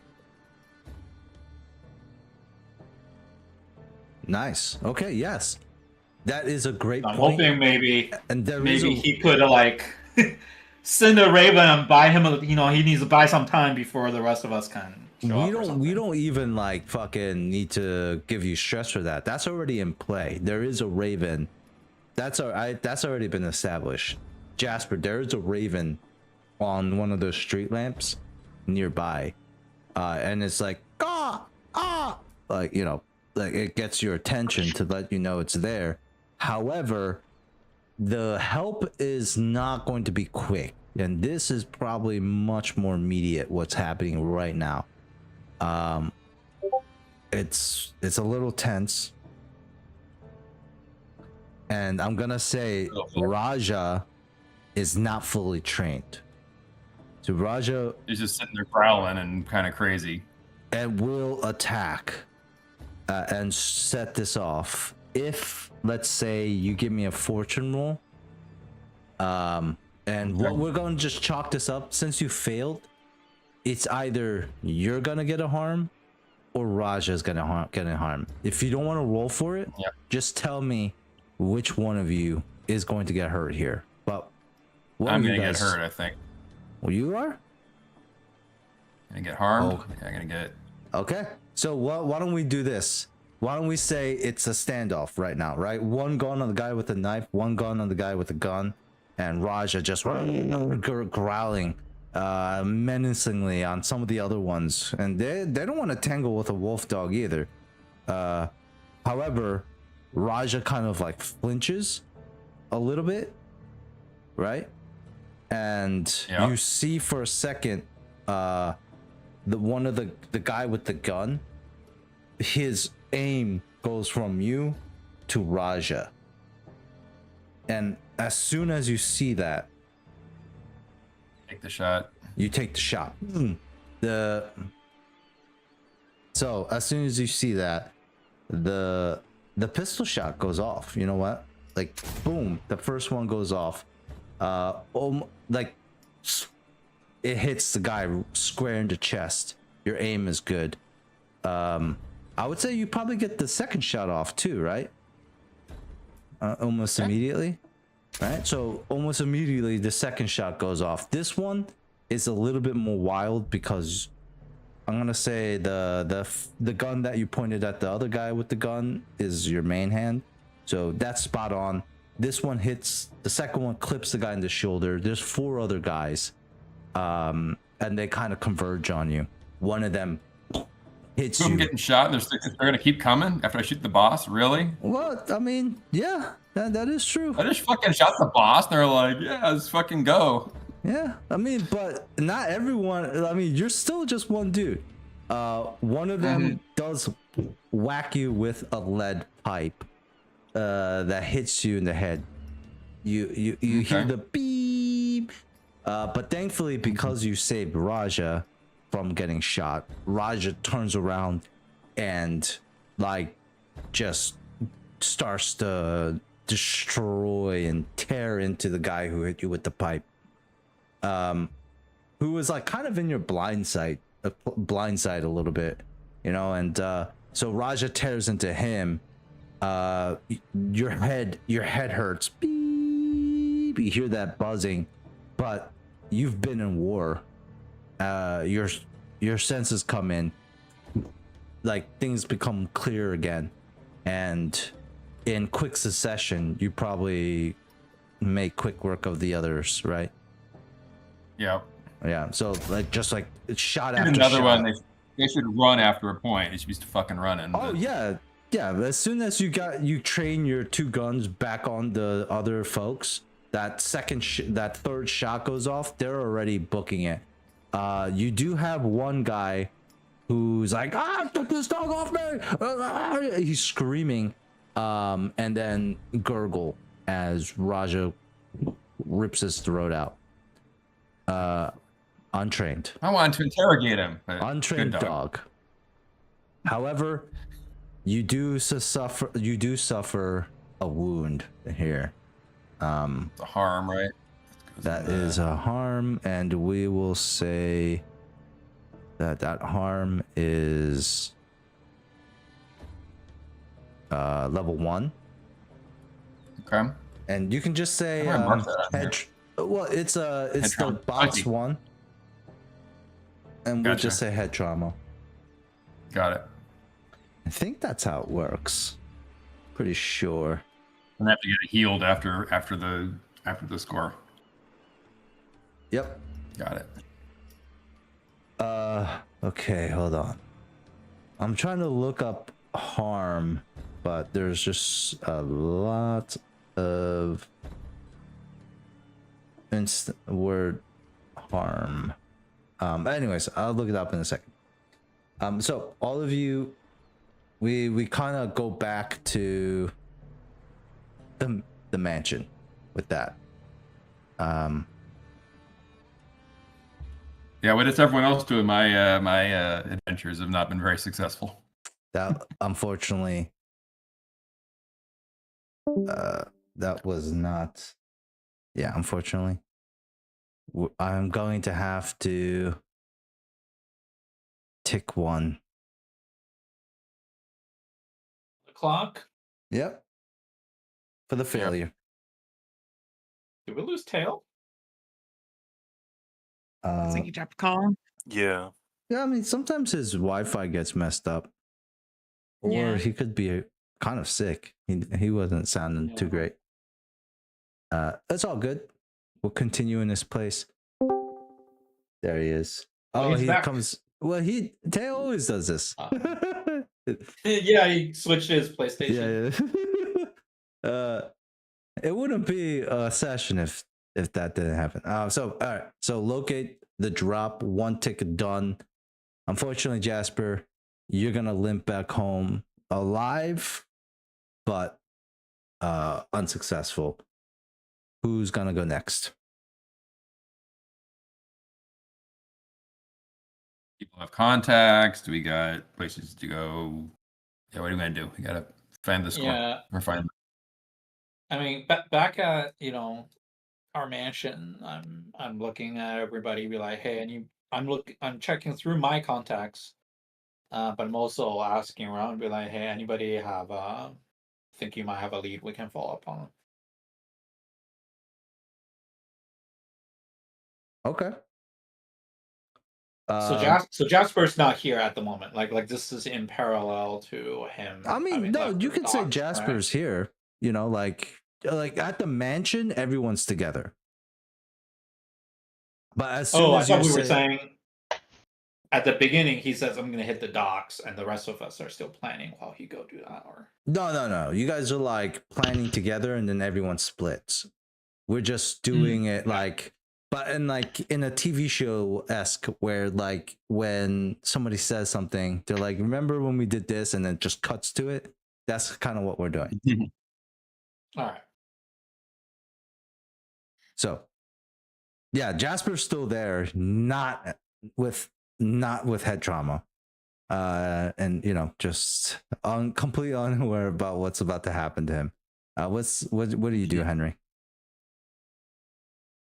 I mean, I do have my new blue coat contact Darmo, which I think Ludo also knows. I mean, I don't think he likes Darmo though. I think Ludo specifically said he doesn't like cops. Yeah. Oh, I think he's got his arrows reversed. That's all good. Red. Yeah, but anyways. red is bad. Black is good. I'll fix it. Okay. Why is the red arrow going up then? I don't know. Yeah, that's gonna be The red arrow going up is an enemy, and the black arrow going down is someone that you're we're going by color, not by the arrow. I don't like the blue coat. Don't like cops. ACAP. No. So Henry, but I could still go. I could still contact Darmo. Yeah. What do you? Anything. Okay. Let's get a consort roll then. Darmo is gonna be like a sergeant in the blue coats in the six towers district where your house is. And we can set up the scene where it's like a pretty laid back precinct. Not too much crime in your district. You know, Darmo is just he's one of the actual like beat cops, right? He's not like a secretary like your last dude. He's like he goes around and patrols and makes arrests and stuff like that. So you could probably find him like at a diner somewhere, or maybe like just patrolling. He could be driving a vehicle or on a horse. I guess they're still horses, yeah. Or like a carriage. Where do you meet Dharma? Maybe at a diner. It's pretty late, right? Yeah. They can't dinner, yeah. And these contact you pretty late. We'll say like it's like 11 p.m. and you guys have until like sunrise, pretty much. It's like one of those like don't have too much time. Yeah, I'll call Dharma and me at a diner. Not too far away. Yeah. Okay. Yeah, you guys are just like chilling. He's like got a cup of coffee in front of him. He looks at you like yeah, what's this about, man? I'm like, hey, have you I was looking I heard into there's some well, I mean, I was wondering if you knew anything about Jaren's death. Remember? Yeah, I haven't found anything All right. about that Me either. neither. I was actually gonna ask you as well if anything new. Nothing found yet. I've been you know, just got transferred here, so been trying to get comfortable. All right then. What is this about? What's this meeting about?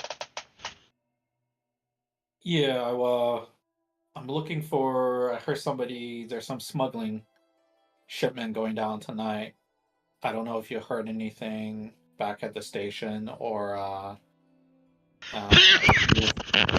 whoa. If you've dealt with have you heard of fog hounds from Aruvia, maybe from your previous station? Yeah, I heard where did fog hounds, yeah. Yeah, where did Dermo station at before he kind of transferred to this neighborhood? The docks. Precincts. The docks? Okay. Mm-hmm. Yeah, so have you heard of fog hounds either here or your previous precinct? Yeah. I know those you know bastards. You know where they like to use as drop spots or hideouts, perhaps? Well, no, I don't know their drop spots, but I know. Well, I do know of the fog hounds. They're, and let me tell you, they're not your average street ducks. We're talking about, you know, mostly ex-military. All right, so they're dangerous. Most of them, you know, discharged, disgraced. You know, people say they're disgraced, yeah, but they're also disciplined. And they're also dangerous. And yeah, I mean, they don't really they don't like street fight. They stick by protocol and they execute maneuvers. So if they're smuggling something in, I mean, I think they have a pretty good record of getting the job done, from what I know. But, you know, there's only like a few entry points though. So if you station people, you might get lucky. Yeah, and if you were a betting man, where do you think we would get lucky to find these guys? Why don't we get the consort going here? All right. What is this? Well, we're just talking on diners, so I assume that's controlled. Yeah. Is this standard? Yep. Okay. Oh, a 1. No. Darmo looks at you. He's like, hey, your business is your business. All right. I think you misunderstood this partnership. You and I are working together to find Jaren's killer. nothing else. Okay. I mean, I like to say that you could be a friend, but I just met you. Okay. So I don't trust you yet.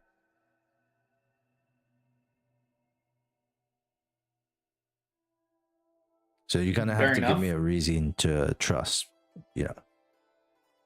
So I say this like, well, I did investigate a little bit into possibly related to Jaren's murder. This lady, Lonnie, thinks she could be involved somehow. I don't know if y'all got a file on her at the Bluecoats, if she's got a record or anything. Yeah. Could be a lead. I'm just saying, like, might help us find out what happened with Jaren. Lonnie, is there a last name or is there like affiliation? Like, can you give me more than just Lonnie?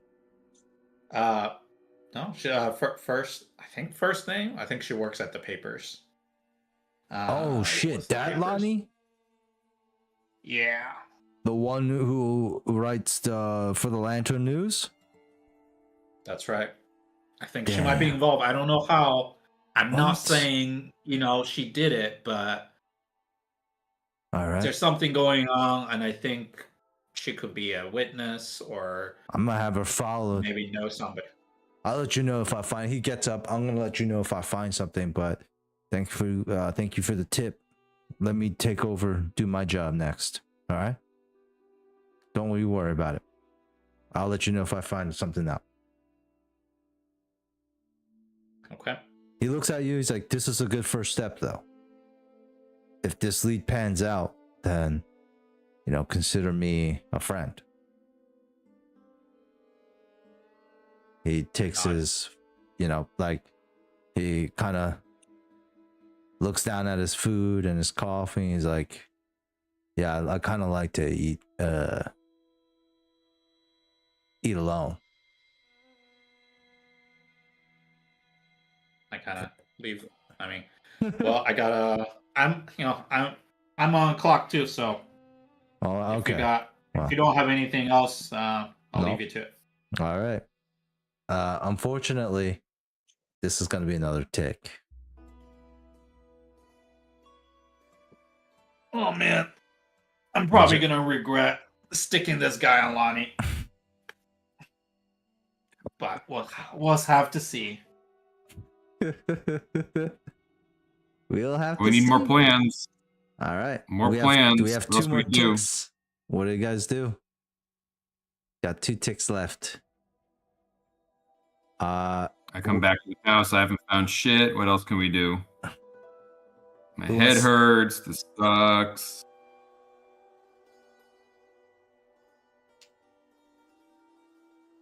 Look around. Anybody know Tangletown or the rail station? Should we split up? I know. Sounds like it's coming to the docks. You're saying, but I don't know. I guess we'll find out. I mean, I do say my contact did say the Foghounds sometimes were found near the docks, but didn't give me a super specific location. But it also doesn't mean they don't operate elsewhere. Fuck, my head hurts. They sound pretty organized though, so we're gonna be careful. Yeah. Lewis, did you say something? Yes, I can go check out Tangletown if we want. Or I have a friend who I think has worked with the smugglers and might know where they're operating.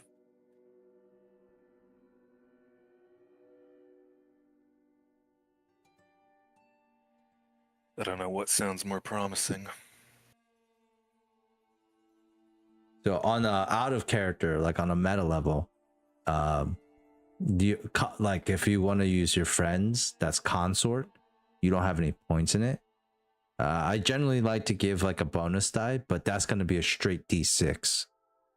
You have to hit a 4, 5, or 6.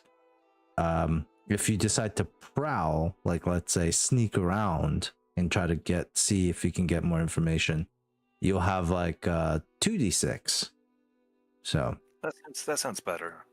on a mathematical Yeah. But level. it goes. Sneak It around and definitely- find the guy. Yeah, it definitely depends though on like what you think it works for the narrative. You shouldn't always just go for like what, because then that would be boring. Because then all you would always ever do is prowl.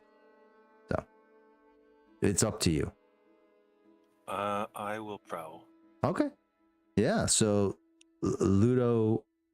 Ludovicus decides to volunteers to go down to Tangletown and take a look. Ludo, we haven't gone into your backstory yet, and that's no problem. We don't have to do that yet. But you make your way to Tangletown, and Tangletown is a mess. You know, it's chaotic. It is exactly what you would consider a ramshackle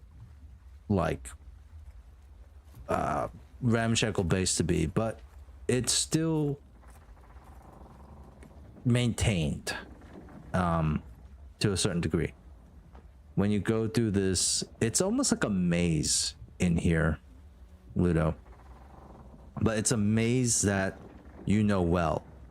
Let me ask you, why do you know the ins and out of Tangletown? Is that something like, were you born here? Were you raised here? Or did you do work here? Are your contacts here? Did you live here? You just know it from your... Well, my cult really likes boats. So this is a whole bunch of boats. So it's a place where I feel comfortable. And because it is, sort of this more neutral zone, can let my guard down a little bit. So cool. I come here to eat and drink. Okay. And spend my free time and occasionally have meetings. Got it. So for my notes, I guess I say Ludo's cult, boats and blood. Something with those two things. It involves blood and involves boats. Yeah, that's one cult. Blood cult that happens on a boat. Dagon demands sacrifice. Okay. So we find yourself in Tangletown, next to the cramped corridors, the almost insane, like, you've probably been to like Ripley's Believe It or Not, like those rooms where it's just like insane. How it's like just so asymmetrical and everything. Like parts of ships overlapping and bleeding into the other rooms. Here, it's a mess. You're proficient in navigating this maze.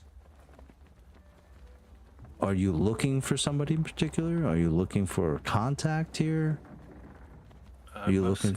Keeping my eyes out for anyone who maybe doesn't look familiar. Okay, let's go with the prowl then. You're prowling Tangletown. So go ahead and click on the prowl or skill. It's gonna ask you. What's the first question it asks you actually? Let me position. Yeah, so where your dots, right next to your dots, the blue dots. Okay. Risky, control, desperate, or fortune. This would be risky because you're still in. It's not like a. Actually, this would be controlled. Sorry. It's a neutral ground, right? Yeah, and Tangletown is neutral ground, so we'll just say controlled. The effect is standard. Unless anyone follows Ludo, he's not going to get any bonus die. Anyone help him out? Maybe after what happened to Jasper, it'd be good that we paired up. You just take someone with you. You can take Benny with you. Is Benny around? There's either Benny or Nox if you want to take somebody with you. Cool. Well, I was asked, where do you want to sign me? So. Okay. Yeah. Why don't we just do that? Both of them have underworld contacts, right? So. Okay, so I go with Ludo. Yeah, Ludo. So you can add a bonus die to your prow. It'd be 3d6 now. What we're looking for is a 6, but 4, 5 is also good too on any one of those dice. So for the macro options effect, is it just standard? Yep. And one bonus die? Yes, correct. Already oh shit! Nice. 4, 4, and 6. Wow. So a 6 means absolute success. Like there's no there's no bad consequence or immediate consequence to this. Ludo. Nice. And Benny. Ludo, you spot somebody who's wearing. So as you're like, why don't we say this, Benny? You're like at the front, like main part of Tangletown, like just like keeping an eye in the main thoroughfare. And all right. Ludo, you're sneaking around like these individual nooks and crannies where some people meet in private. And that's where you hear this thick Aruvian accent, muffled conversation. You sneak around the corner, unseen, unheard, and you see a man in this like long Aruvian military uniform. And the uniform looks worn, and it doesn't look like active, as in like the same uniforms that they wear nowadays. It looks like from a different generation. The man who's wearing it is an older Aruvian gentleman, and he has like this giant axe, like kind of slung over his shoulder.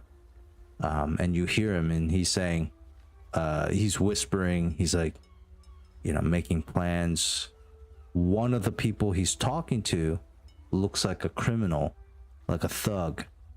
Kind of says, "So, Korik, you asking for safe passage to my city?" Korik is like, "First of all, you will address me as Captain. I'm Captain Korik. Second, I am not asking for your permission.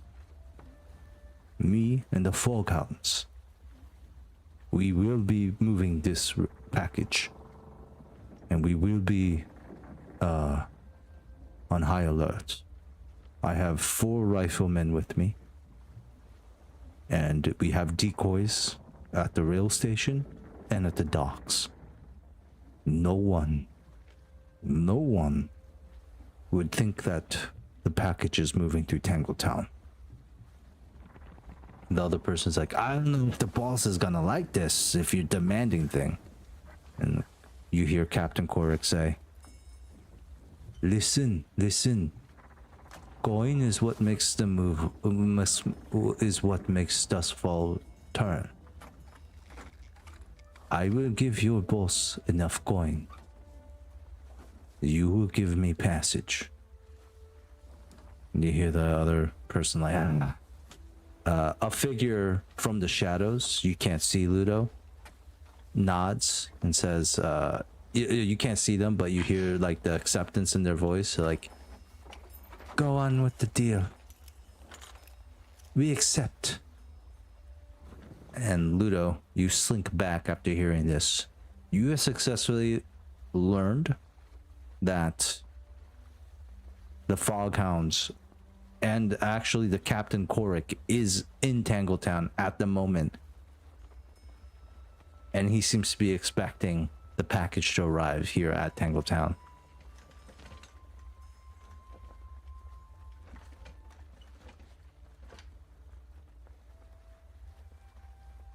Well, I guess I should get back and tell the others.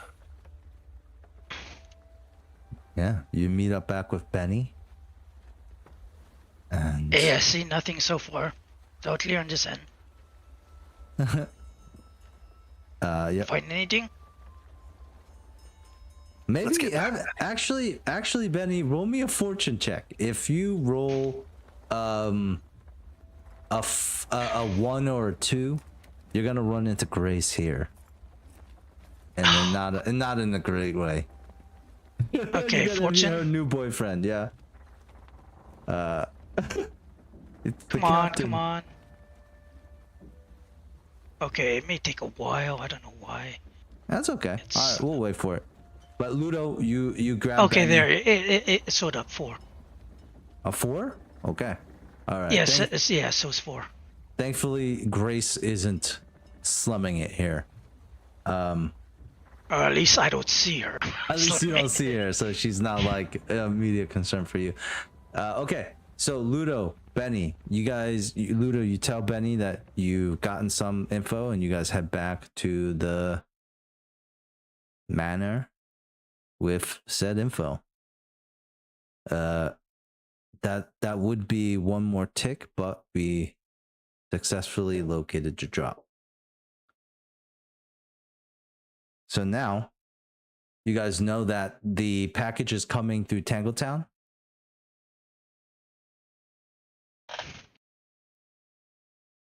I mean, does Ludo just kind of tell people? Like, is he pretty straightforward with the info? Yeah, this is business. Okay. All right. Okay. So Ludo, you tell everyone. I mean, there is a planning phase here besides the engagement stuff that we usually do, which is like the role-based stuff.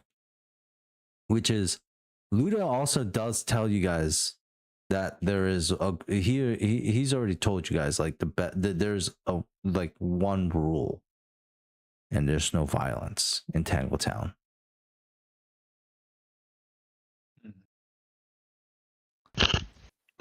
Yes, it is slightly unfortunate location. Perhaps not. Do you think the Foghounds would at least try to respect that rule as well?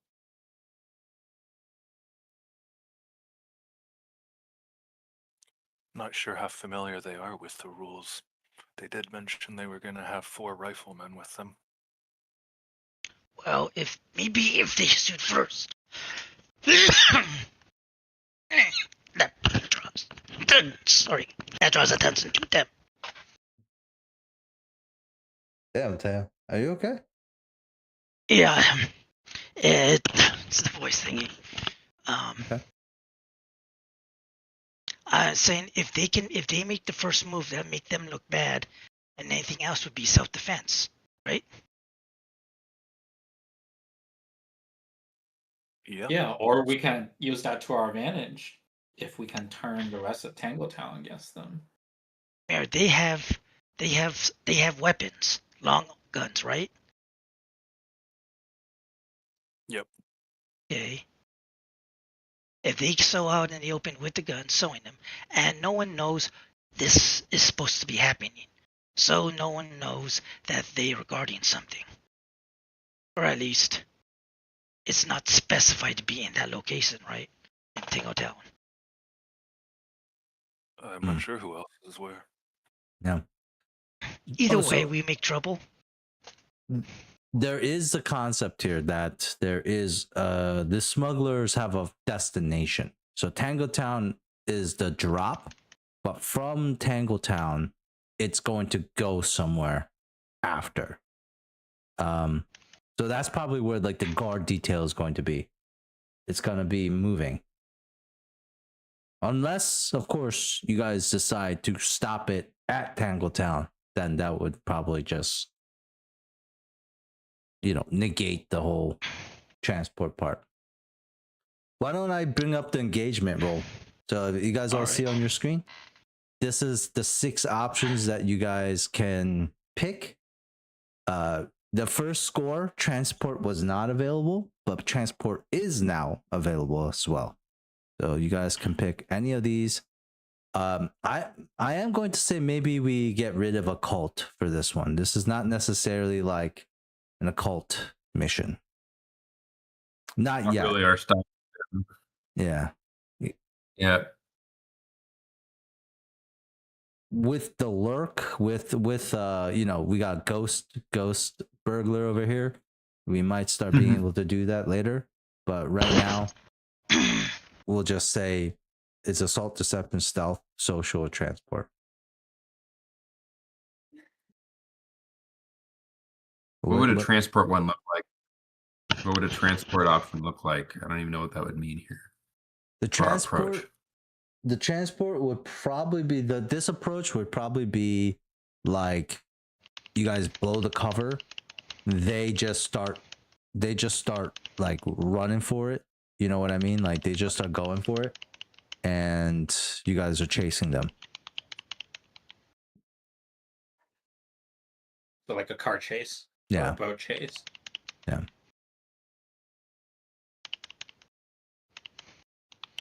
Teo, we blow the cover and just try and race them for it. Yep. Because the issue for them is that it's their responsibility to get it to the final destination. So if you guys want to avoid any stuff at Tangletown, you can wait for you guys know where the shipment is going first, so you can just wait for it to get moved. That would be transport. Assault could be like, hitting them at Tangletown. Dang, I don't want to do that. Yeah, assault seems like a bad idea. It's not, They're like not assault. military. It's not a good location for us Yeah. to be starting that shit. I feel like any of the other ones are fine. Deception, social, stealth, transport. Yeah, I'm Transport thinking, seems to be the That's kinda most clear, concise way without actually going to assault. Because Yeah. if we're following them and they catch us following, right? They attack, and if they're attacking Tinseltown, then well, that's bad on them. But if they're moving it, they're gonna move it out of Tangletown, is what I'm saying. Yeah, So, that's to say we catch them while in Tangletown and follow them to where they're going. If they manage to, if they know that we're tracking them before they leave Tangletown, okay, that puts them in a bind. They either have to lose us or they engage. And if they've got the weapons, they're more likely to engage first. That's pretty solid logic. Yeah, they're ex-military, so If we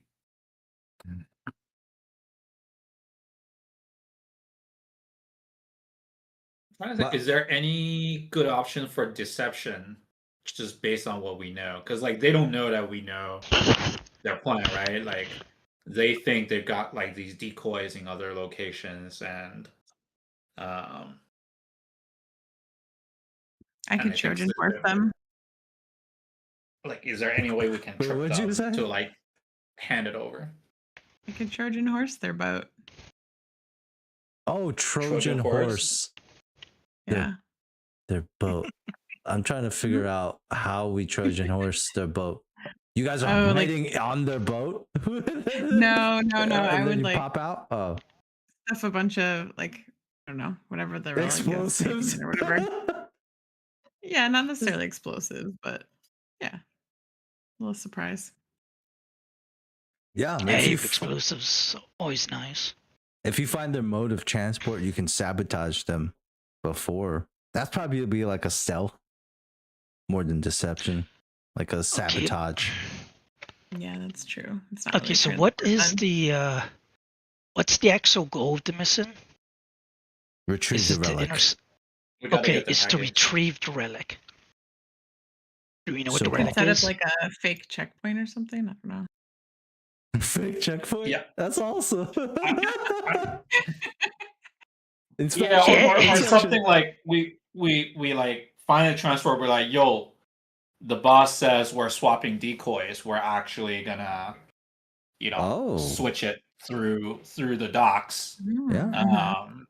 Instead of Tangletown, you're the decoy now. So give me the goods so we can swap. And and keep it hidden or something. That's a good idea too. These are all really good ideas. They all work.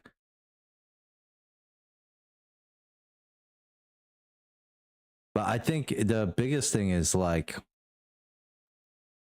not only do you have to think about like the engagement, it's just like, remember last time when we did this, it's also all about like how much more bonus points you can add on top of it based on like your connections or like your skills and stuff. Yeah, those dice rolls. Yeah. I mean, both the one with the checkpoint and the like decoy. Well, the checkpoint one can work well with like, because you do have a contact in the cops, you can get a couple of uniforms. That can always work. I mean, anything really. I mean, whatever you guys want to do. You guys have a lurk now.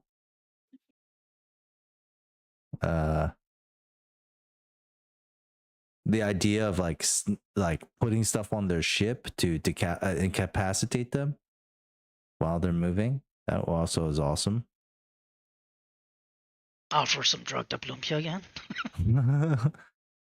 Social is probably out, right? Because like I don't think any of you guys have any connection or like leverage with the fog hounds yet.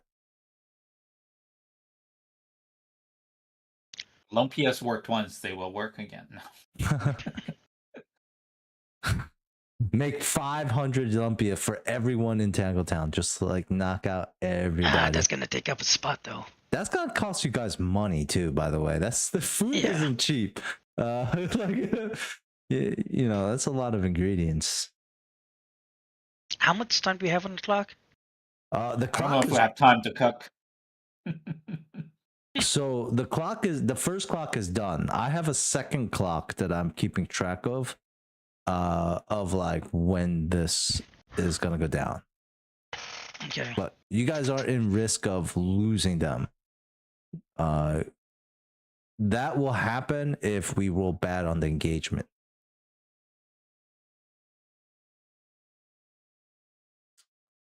So let's maybe just do a vote. Jenkins. You want to Leroy Jenkins it? Well, not really. Straight assault? Yeah, I think that was the worst option. That is the worst option. That is the worst. Absolutely. Tangletown is boats. You know what I mean? Like it's all wood. All you have to do is start a few fires, you know, and okay, is Tangletown different from the docks, right? Yeah, it is different. If I want to show you, I could show you on the map, on the big map, what Tangletown looks like for you guys.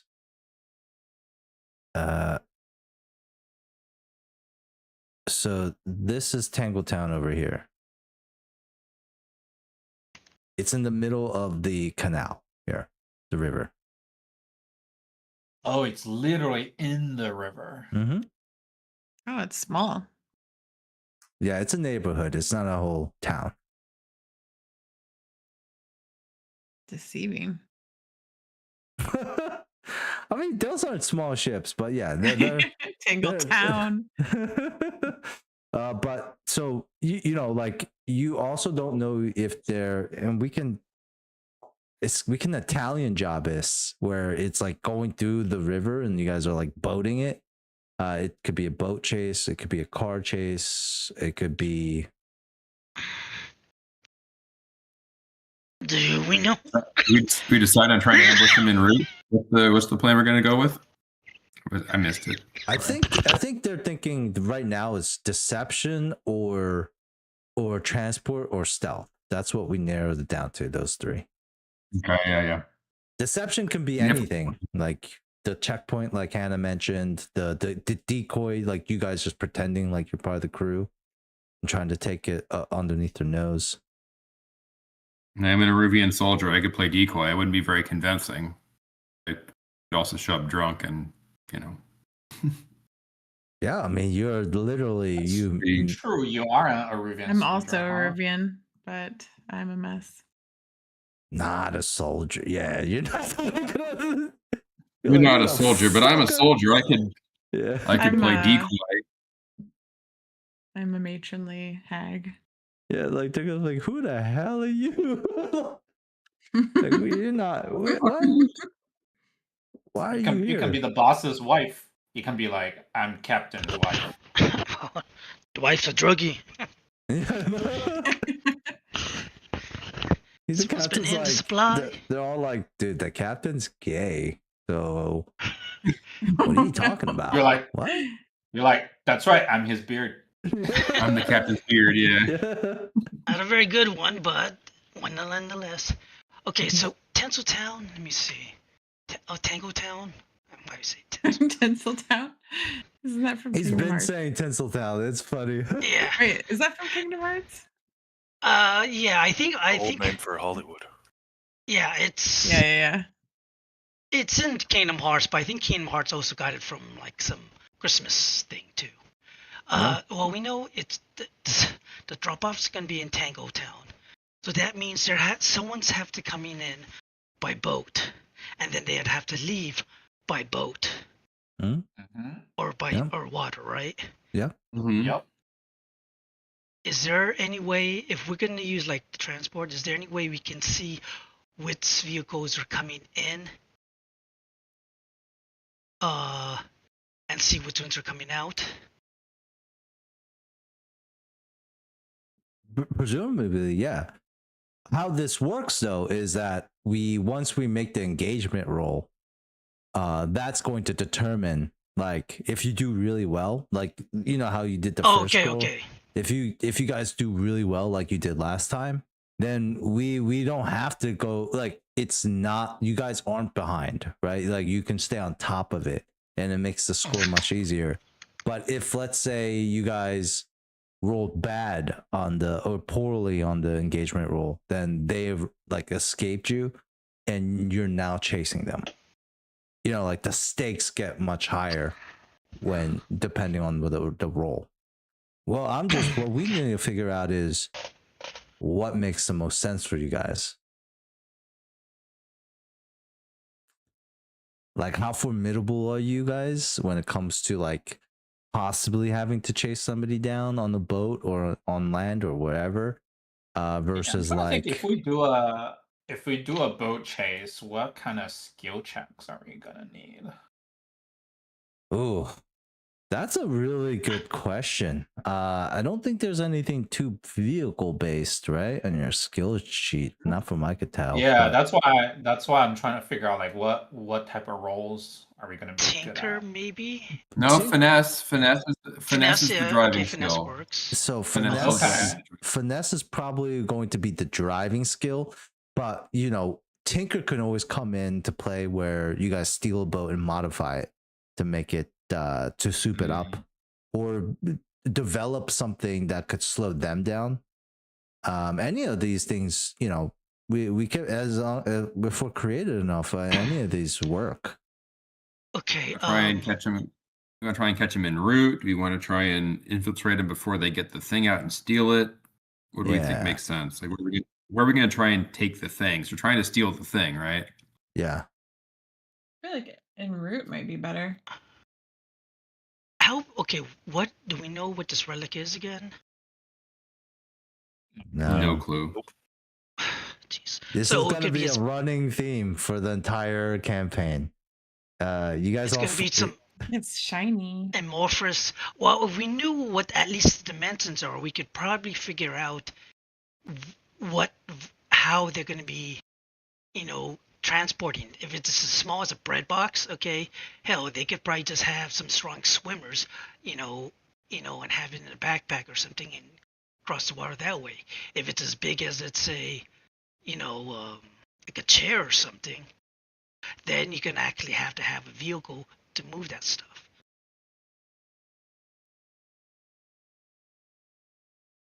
Yeah. I'm under the assumption it's So we don't know. huge. So we know it's something we don't know. Yeah. What if we had to steal the boat? This could go on a boat. Can we steal the boat? Can we disable the boat somehow? We separate the boat? What can we do to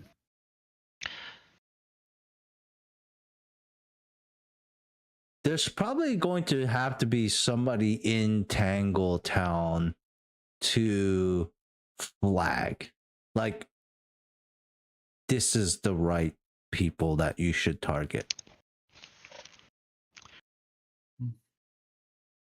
There's probably some people, you know, quote unquote, surveying Tangletown and to relaying that information to you guys somehow, to the other folks.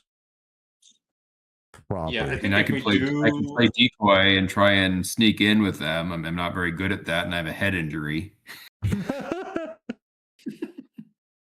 Wait, you could pretend to be an injured Aruvian soldier, and that would divert their resources. It's true. Oh. You could. I'm not pretending I am injured. Yeah, you're not pretending. You do have a head injury. That you're not even pretending to have a head injury. You actually have a head injury. If they ask you what happened, you could just say some dickhead hit you with the lead pipe in the head.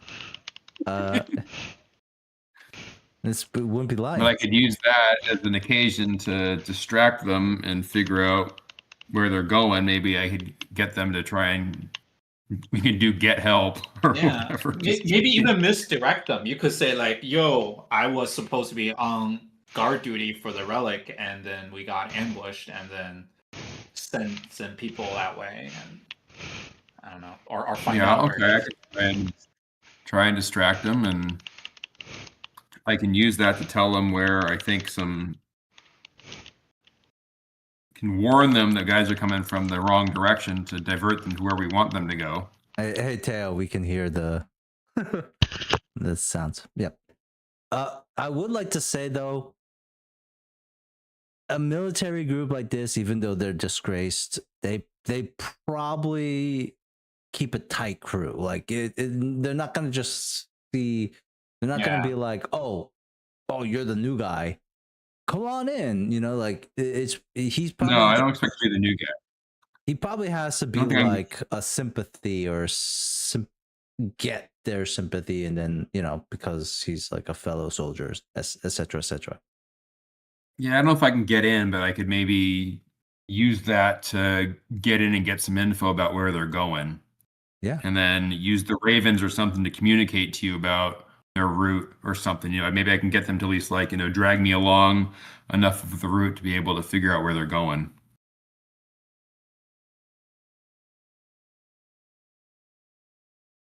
Because we know they're coming out somewhere. I don't know where they're going to, but they're going to be taking the relic somewhere. So you can find out where they're starting from. I can intercept en route and maybe have them, you know, limp me along. Okay. They're not going to trust me or bring me into the crew, but they could, you know, divert a couple guys to get me some help, or I don't know what. For sure. Or you can signal us where the package is on which boat for us to follow or something. Yeah. Just pop a flare and throw it on their boat.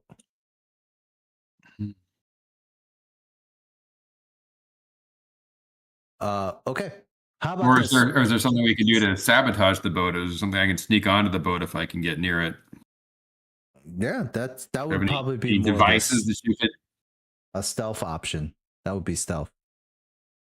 A stealth option. Mm-hmm. Not that I am the stealthy one here. It could definitely be a combination of these plans, right? Like it could start with deception, but then evolve into transport based on like what happens.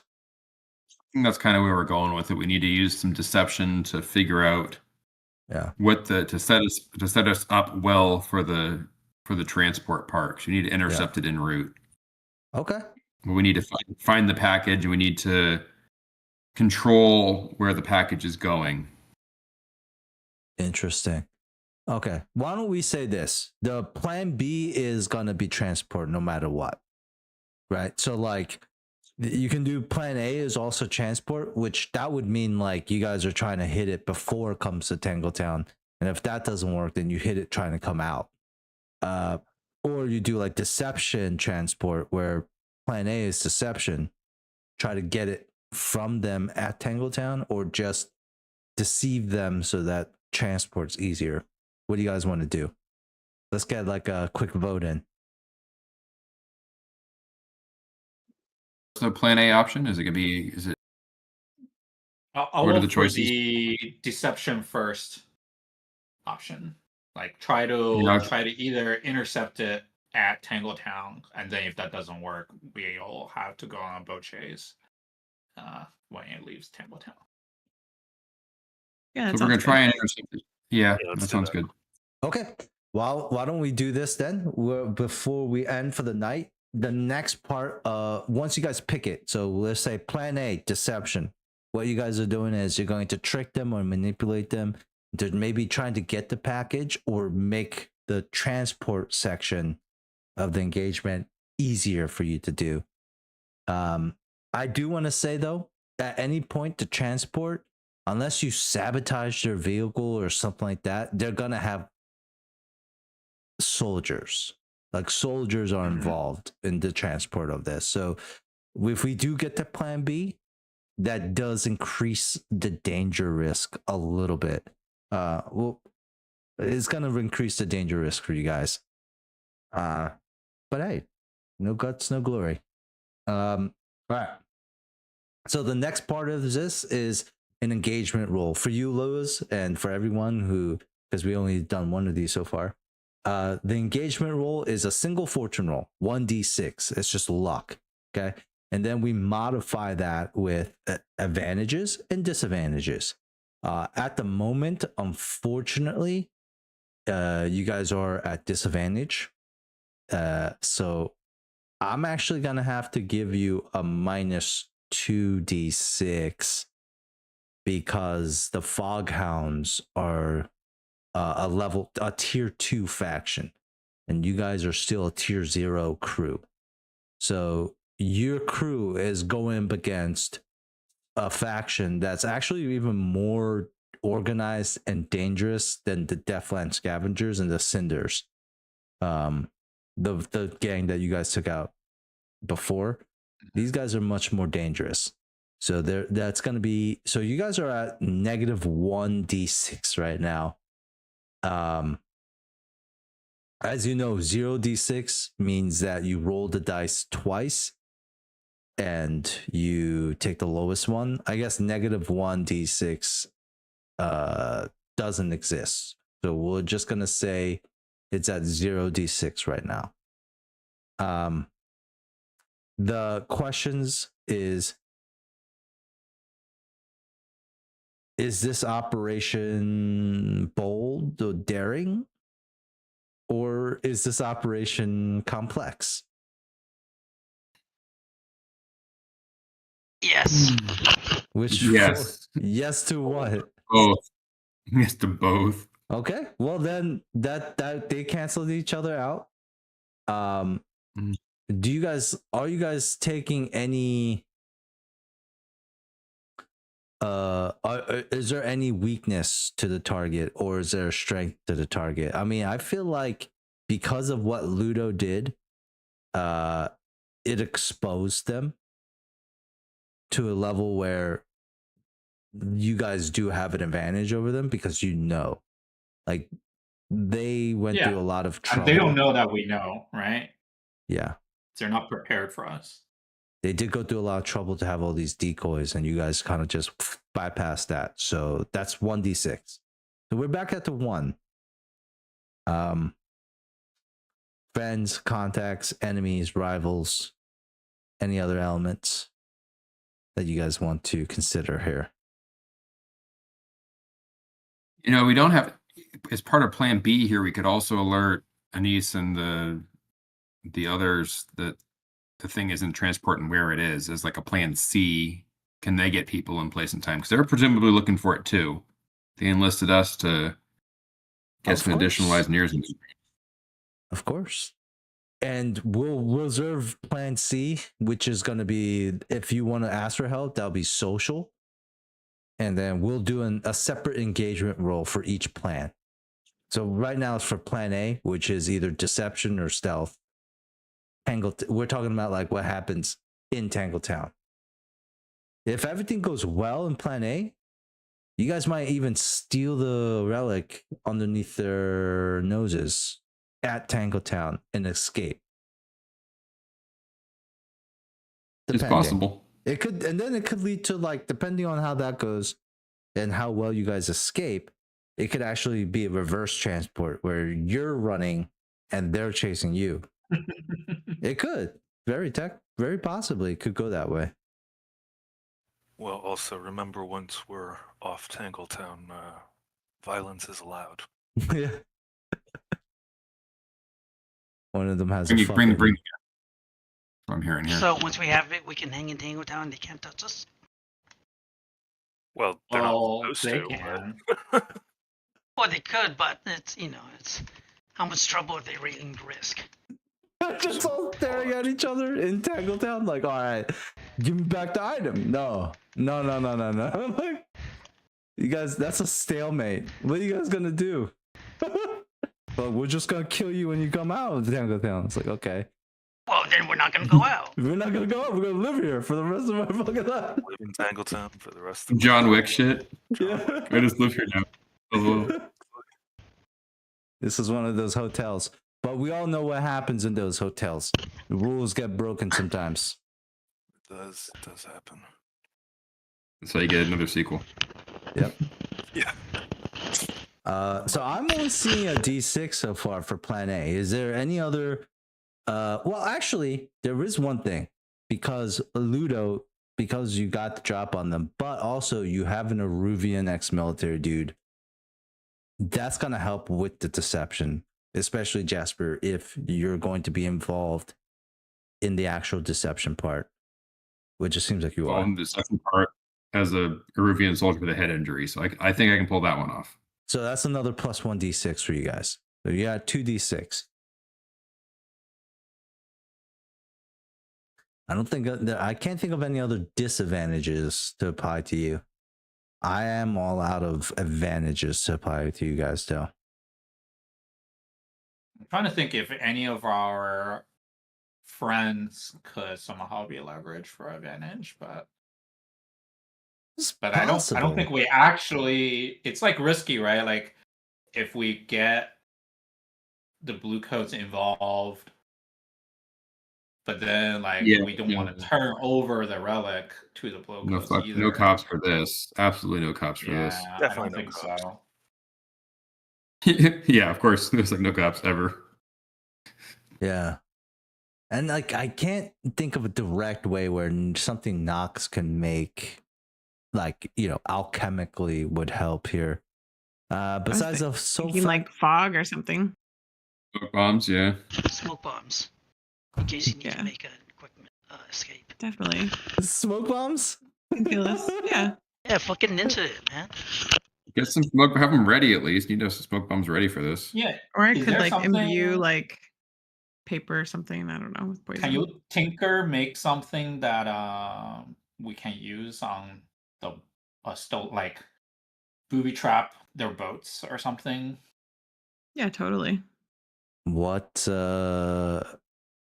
would you make to booby trap boats? That's like I don't know. Explosives. I don't know if Nox is really like an explosive type. Yeah, I feel like I could, I don't know, weaken the hull chemically.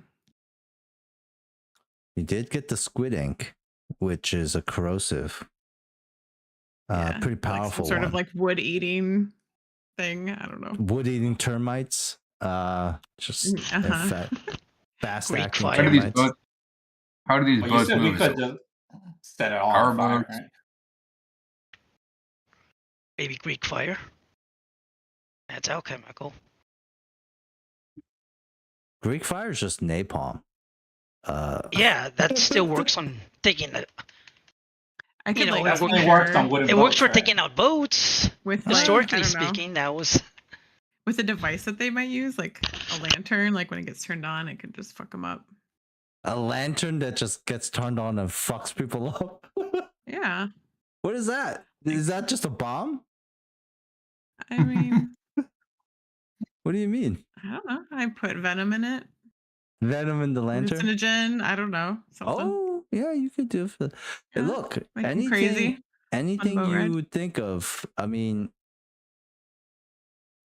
whatever you want, it's up to you. You already established two things, which is Knight's Milk, which is propofol. Mhm. What? No, you're right. The first one. And then the acid. You could definitely have something that Yeah, I mean, my specialty is venom, so. venom.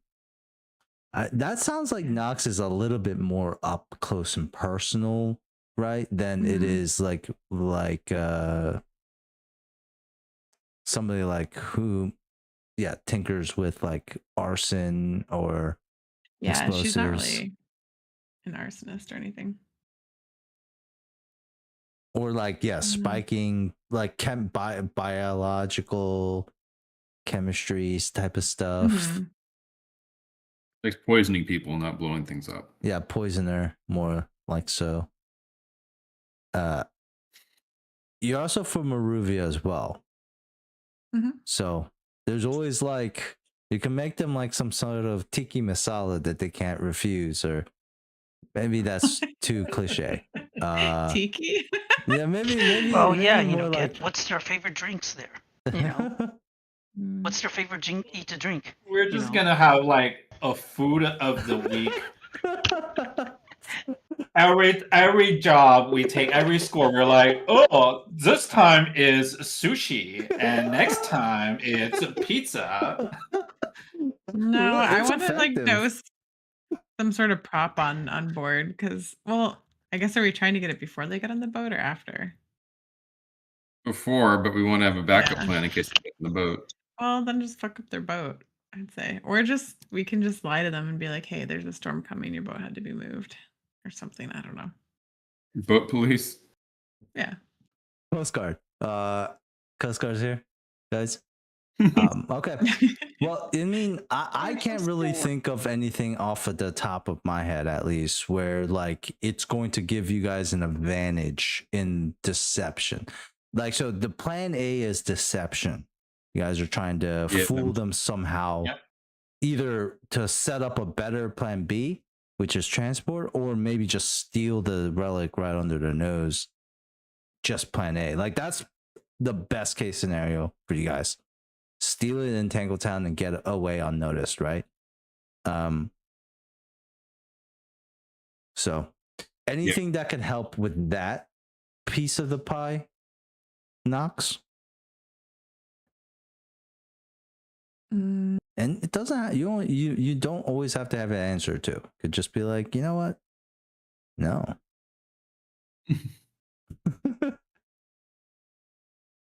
Just don't got it.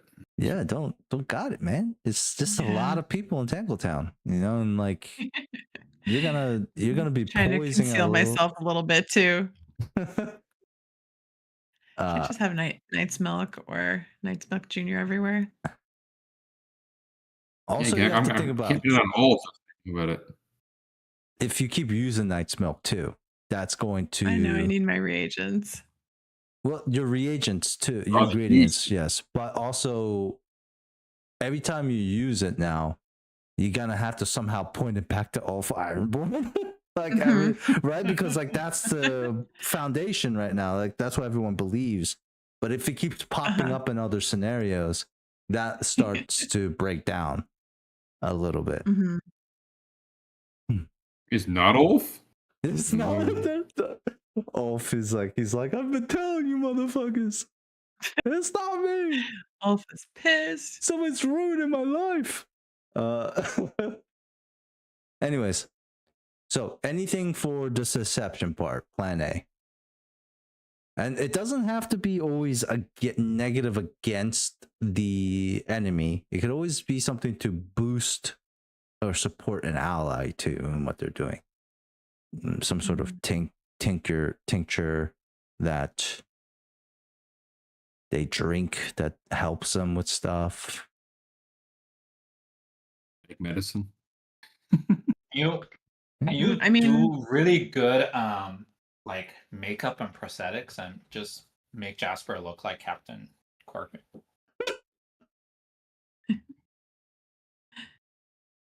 Captain with a headache. Like one of those, what do they fucking call it in Harry Potter? That the thing that they drink. The Like, polyjuice potion. Polyjuice. Polyjuice yeah. potion? Something like Uh-huh. that. Just get like a piece of his hair and then I could do Or one some of those DNA, mix it in, and Mission drink it. Impossible masks. in this reality, I think the potion is more feasible. That's really hard to make, man.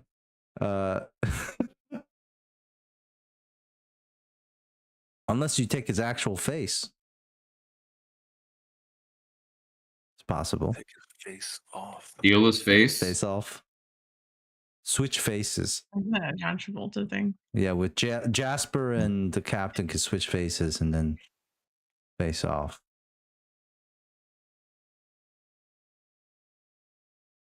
Well, Hannah? No, I think I would only know how to do like a smoke screen type thing, Okay. or like something with venom. I could either like create a distraction with like venomous Like a smoke, maybe, choking gas or something. or injure somebody. But I'm not really keen on injuring people in this scenario. Well, you don't have to kill them. It could just like. I mean, I can disorient, or Yeah. Yeah. It probably doesn't fit the deception part though.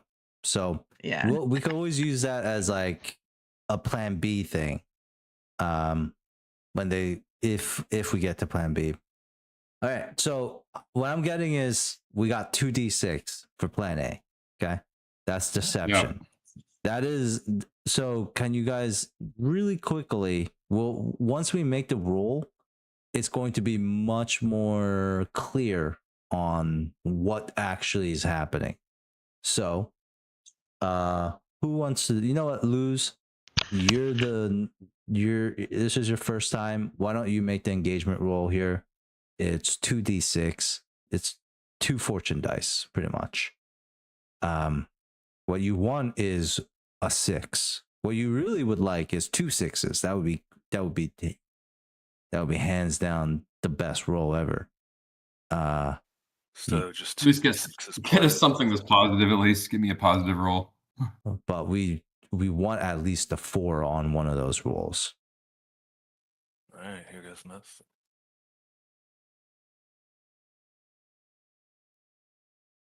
Oh my god! Whoa! Wow, 5 and a 6. How is this? Damn. How are you guys doing this? Good shit. Hell yeah. So we need to On visit the Vegas now. Oh my goodness! So what this means is that you guys are in a good result. So everything you do now, every action you guys take, is at a controlled position with standard. With this, I'm gonna say, why don't we say this is what, like, I guess what is the best way to what was the best way to set this up? Like, what is the best case scenario? Not the what's the successful scenario for plan A, deception wise, for you They- guys? Well, plan A is They going to be. mistakenly I need give to. us relic. Yeah. Hey, who do we give this relic to? Over here, table 6. Okay, here. I think job best completed. case. Best case. That's best case the scenario. best- How we facilitate that, it would be kind of tricky, but They show up drunk and they just hand it to Ensign because they recognize his coat. That's The best case realistic scenario is that I'm able to we do the whole I'm injured and that they try to help me, and in the process of trying to help me, I'm able to identify where the relic is, what the relic is, and how the details of how they're moving it, where it's going. I fucking love it. I wasn't gonna be able to steal it, but that I'm in there to get the info, and I'd be able to get the info. Okay, yeah. So best case scenario for you guys for plan A, the deception part, because we did do like the part where Jasper's kind of infiltrating the group, right? So why don't we do this? I think the best case scenario here is you're Jasper. We see you in. We cut towards to Tangletown once again. And you guys hear the lapping of water as like when Jasper's in Tangletown, where's everybody else? Are you guys kind of like situated outside Tangletown? Or there's some people with him in Tangletown? Like, what is everyone else doing? We know what Jasper's doing. I'm sort of hanging People that out can in sneak. a dark You corner just should probably watching. have at least maybe someone for backup, right? Yeah, Benny, you want to be backup for him? Be as heavy in case he needs it. Bodyguard, Sure. sentry. Either that, or do we think we need Nox as the other Aruvian? As like. Oh yeah, they are like. I mean, I can speak the language, but I'm kind of not. We might need to clean you up a Charismatic. little bit. Oh no. Does But you could Nox- be like, oh, my husband or my brother is hurt. Help him, fellow soldier. I don't know. I could do that. Okay. Okay, sure. So, we could say that Nox and Jasper are both in Tangletown, and then Henry, Benny, and Ludo, you guys are all kind of outside waiting for the signal, right? Okay, so we find ourselves in Tangletown. The best case scenario in this situation would be like one of the Ruvian soldiers noticing you, Jasper. They kind of notice your attire, notice how you like hold yourself, and one of them looks at the bandaged head. And he's like, "Friend, what has happened? Well, rough night, huh? Good to share." Yeah, some shady dudes just hit me over the head. I don't know what they're doing out here, jumping me for, but someone's up to something. Not supposed to hit people in here. You know the dust fall. It happens quite frequently in this shithole. This city is nothing like our homeland. People there have respect. Here, none of that.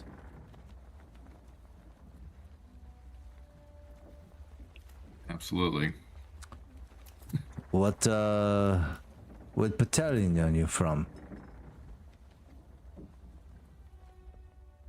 You didn't give him a number. Gotta give him a number. So, yeah, 14.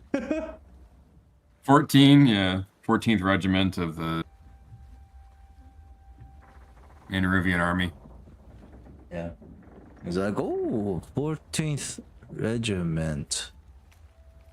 You were,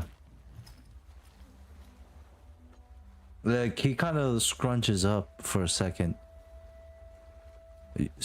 Stay right here, okay? I'd be... Actually, who is this next to you? Like, points over to Nox.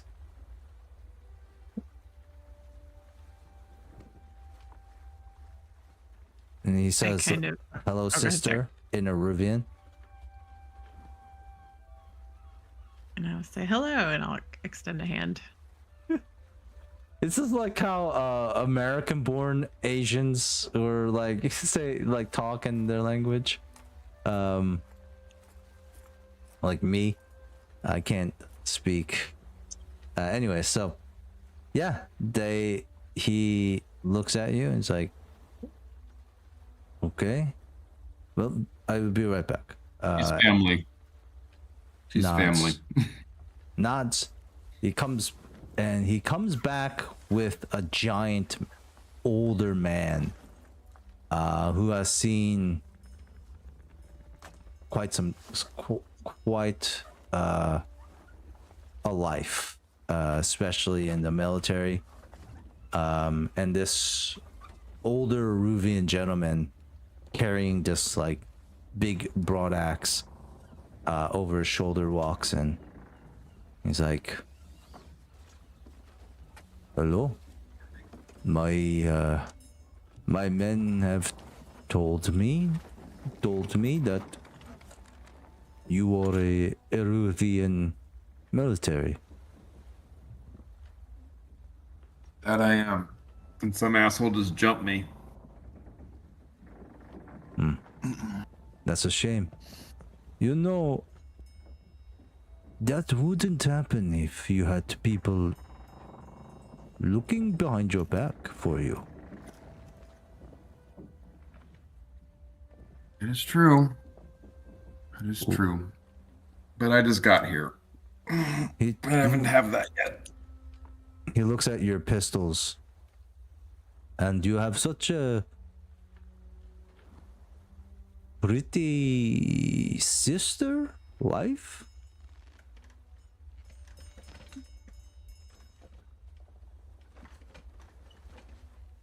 The question She's hangs family. in the air. Jesus.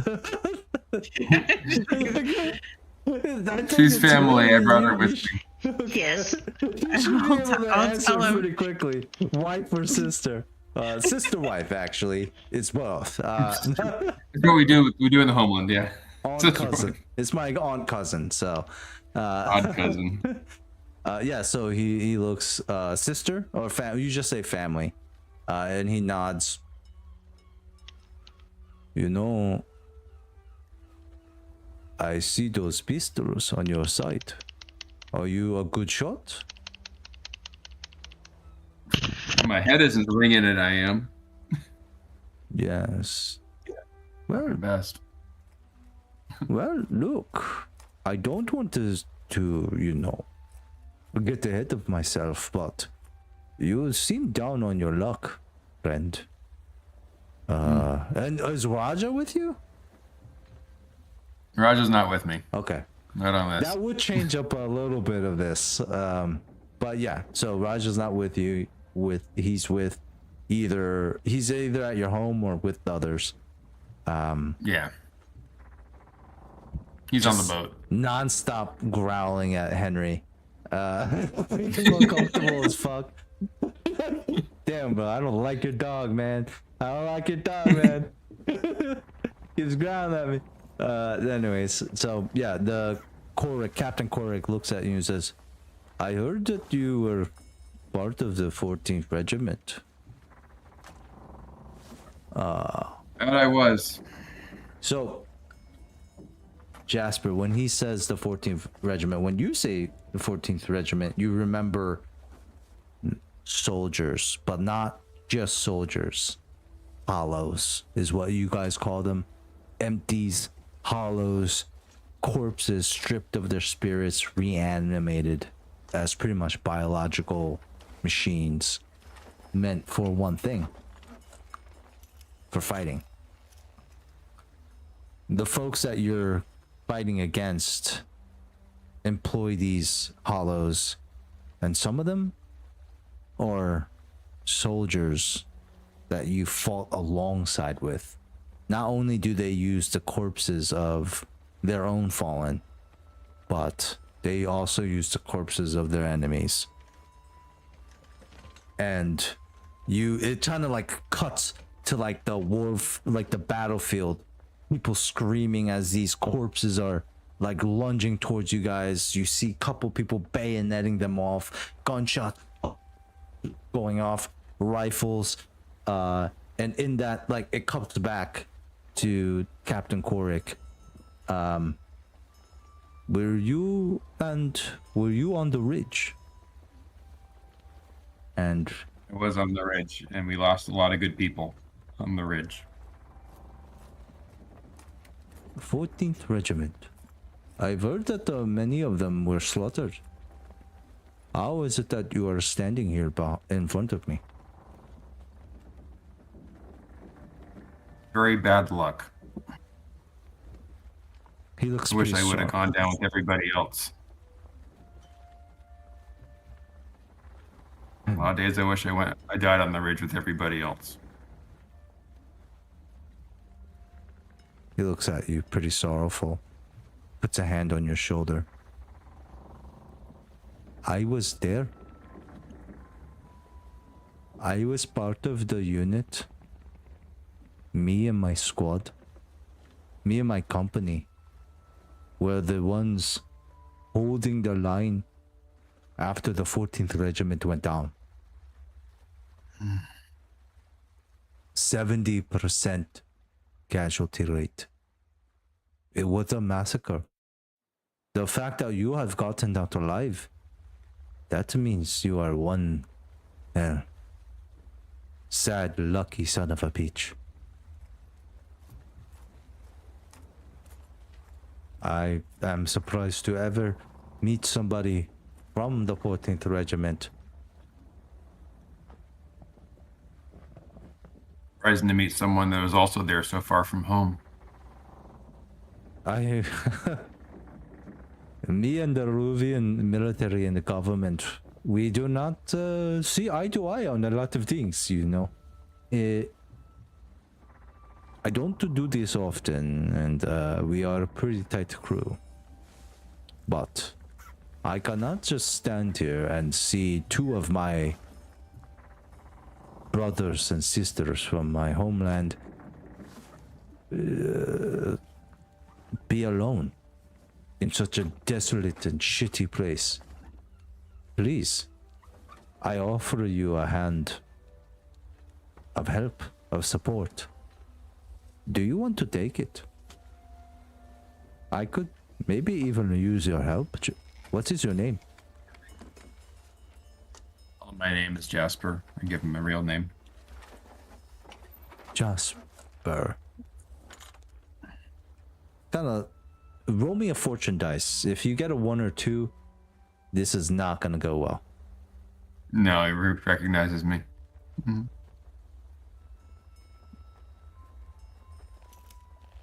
We'll just say 1. Let's not make it a 2. I'm scared you might roll a 2. On a 4. Yeah, he just shakes his head. What rank were you? It's Lieutenant. Lieutenant? Well, Lieutenant, you may call me Captain Korik. I could always use another lieutenant on my crew. I offer my hand, but I only offer it once. Will you join me? Take his hand. He shakes it. We are bonded by war, and we are bonded by blood. You and me, we are now brothers, and we have been when we served the same country. He embraces you. You remember what we always say in the Ruvian army. And it's just a single word, and it's valor. Like, valor. He claps your arms again and says, your sister or your family, whoever that is to you, she will be taken care of. I will bring her on my ship. We will be setting off soon. But you and me, Jasper, we need to have a quick conversation. Is that okay? In private.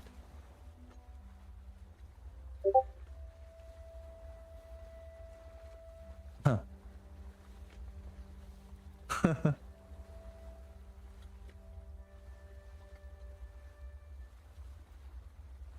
So, do you speak with him in private?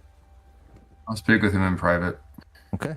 So Nox, you get taken by 2 Aruvian ex-military soldiers to a ship. And in the middle of the ship, you see there is a crate that's covered up with a tarp. Don't mind if I do. Yeah, and you're like, and there's like maybe 2 guards on either side of this crate on this ship. Mm-hmm. The ship is maybe like a 1 master at most, you know, like a 2 master maybe. Like, it's not a huge galleon ship. It's not like a really inky dinky rowboat either. It has like 2 sails on it. So it's a formidable ship. And also you catch a steam, an electric, like a motor too, like a rudder that goes back and forth really fast. This is how boats travel in this world. It's just like a rudder, like a fish going like really back and forth. Very ineffective, inefficient way of propelling a boat. But also has sails as well. And right on like the middle of the ship, between the two masts, is that crate, tarp over it, 2 guards on either side. The Eruvian soldiers kind of take you below the deck to a cramped little quarters, and they keep you there.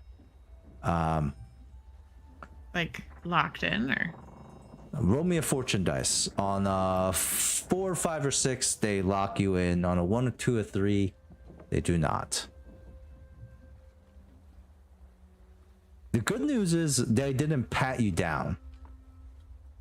You hear that as keys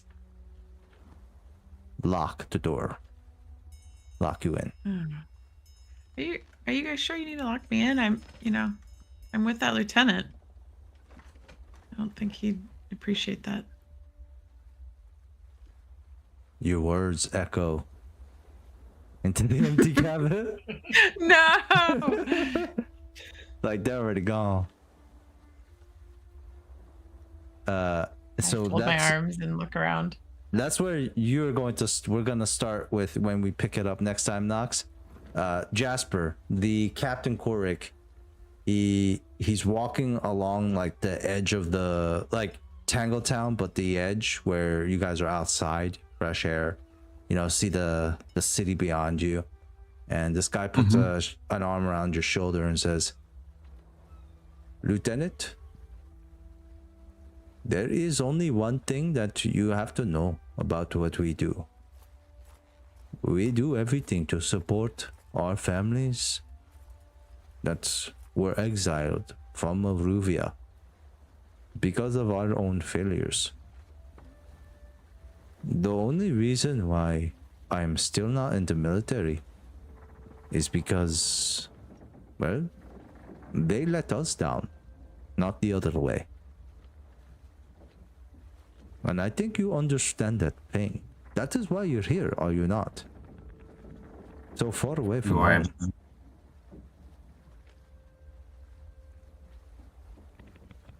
That's exactly why I'm here.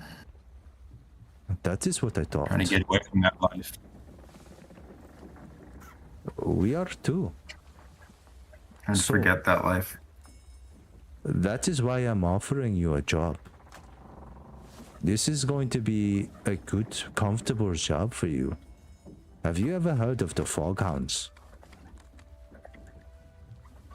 I've heard of you in passing, but I'm not familiar. I only just got here, though. He grabs you a little bit tighter, grips you a little bit, shakes you a little bit like, well, congratulations. You have just joined them. We have a big reputation for being professionals. And you caught us at a pretty important time. We have a job. There is a man named Lord, he goes by Lord Skurlock.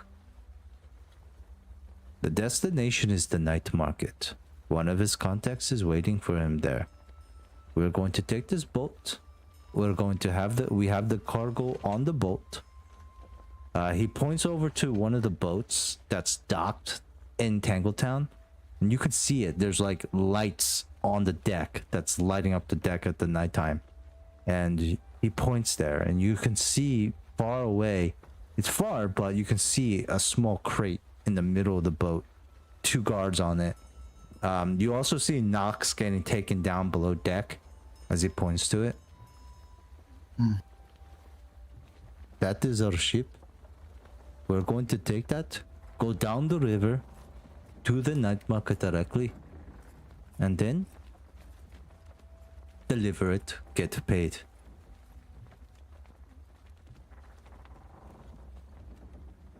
Where's the cargo?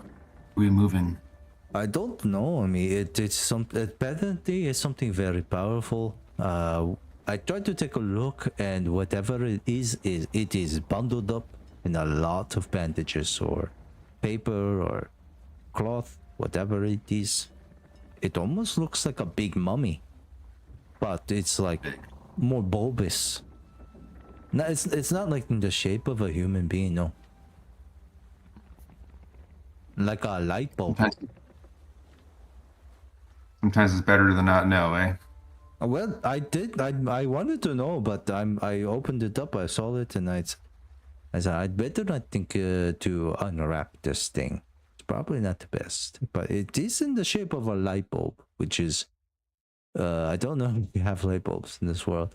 I say we do. I say we do. We have light bulbs. There's lights. Yeah. One of those round lanterns that is chic. Yeah, so that is once we move that, you and your family can get paid. How does that sound to you? Huh? Very attractive and very generous offer of you. Ah, he smiles, brings you in closer. We take care of our own. And he says, you better, I don't think that anyone has figured out our plan yet, but I told you this city is a shithole. So, you never know. Make sure you keep those guns handy. Come on, I will take you and we will meet the rest of the crew. And he guides you. Do you say anything before he guides you to the crew? No, I just go with him. All right, so he grabs you, brings you, and as you guys all walk on the boat of the ship, whoever's looking out, like Benny, Henry, or Ludo, I'm guessing whenever Jasper gets a chance, he's gonna talk to Raven, send that message. Or no? Doesn't know yet? Doesn't know yet. Okay. All right. Well, I think with you guys, the three of you who are like spying on Tangletown from a distance, Henry, I'm gonna say you probably have a spyglass, right? You seem like a guy who might have who might own a spyglass.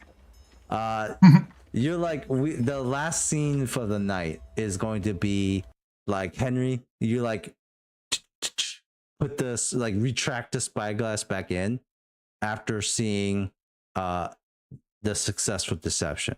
Like Knox, like it doesn't seem like they're being arrested or like, you know, like manhandled. It almost seems like the opposite. You see like the touching like the conversation, the positive body language between the captain and Jasper, and you see Knox getting escorted to the below the decks. You notice you could do that. You can also see where the ship is. And with a successful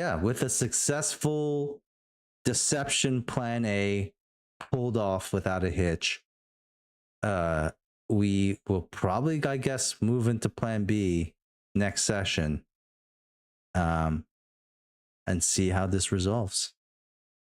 But yeah, that's it. Thank y'all for playing. All right. Ooh, thank you. Fun night. Good game. Yeah. Good night. All right. I mean, good night. Wait, next week, I guess it's Thursday, so we probably are gonna skip it. Probably not.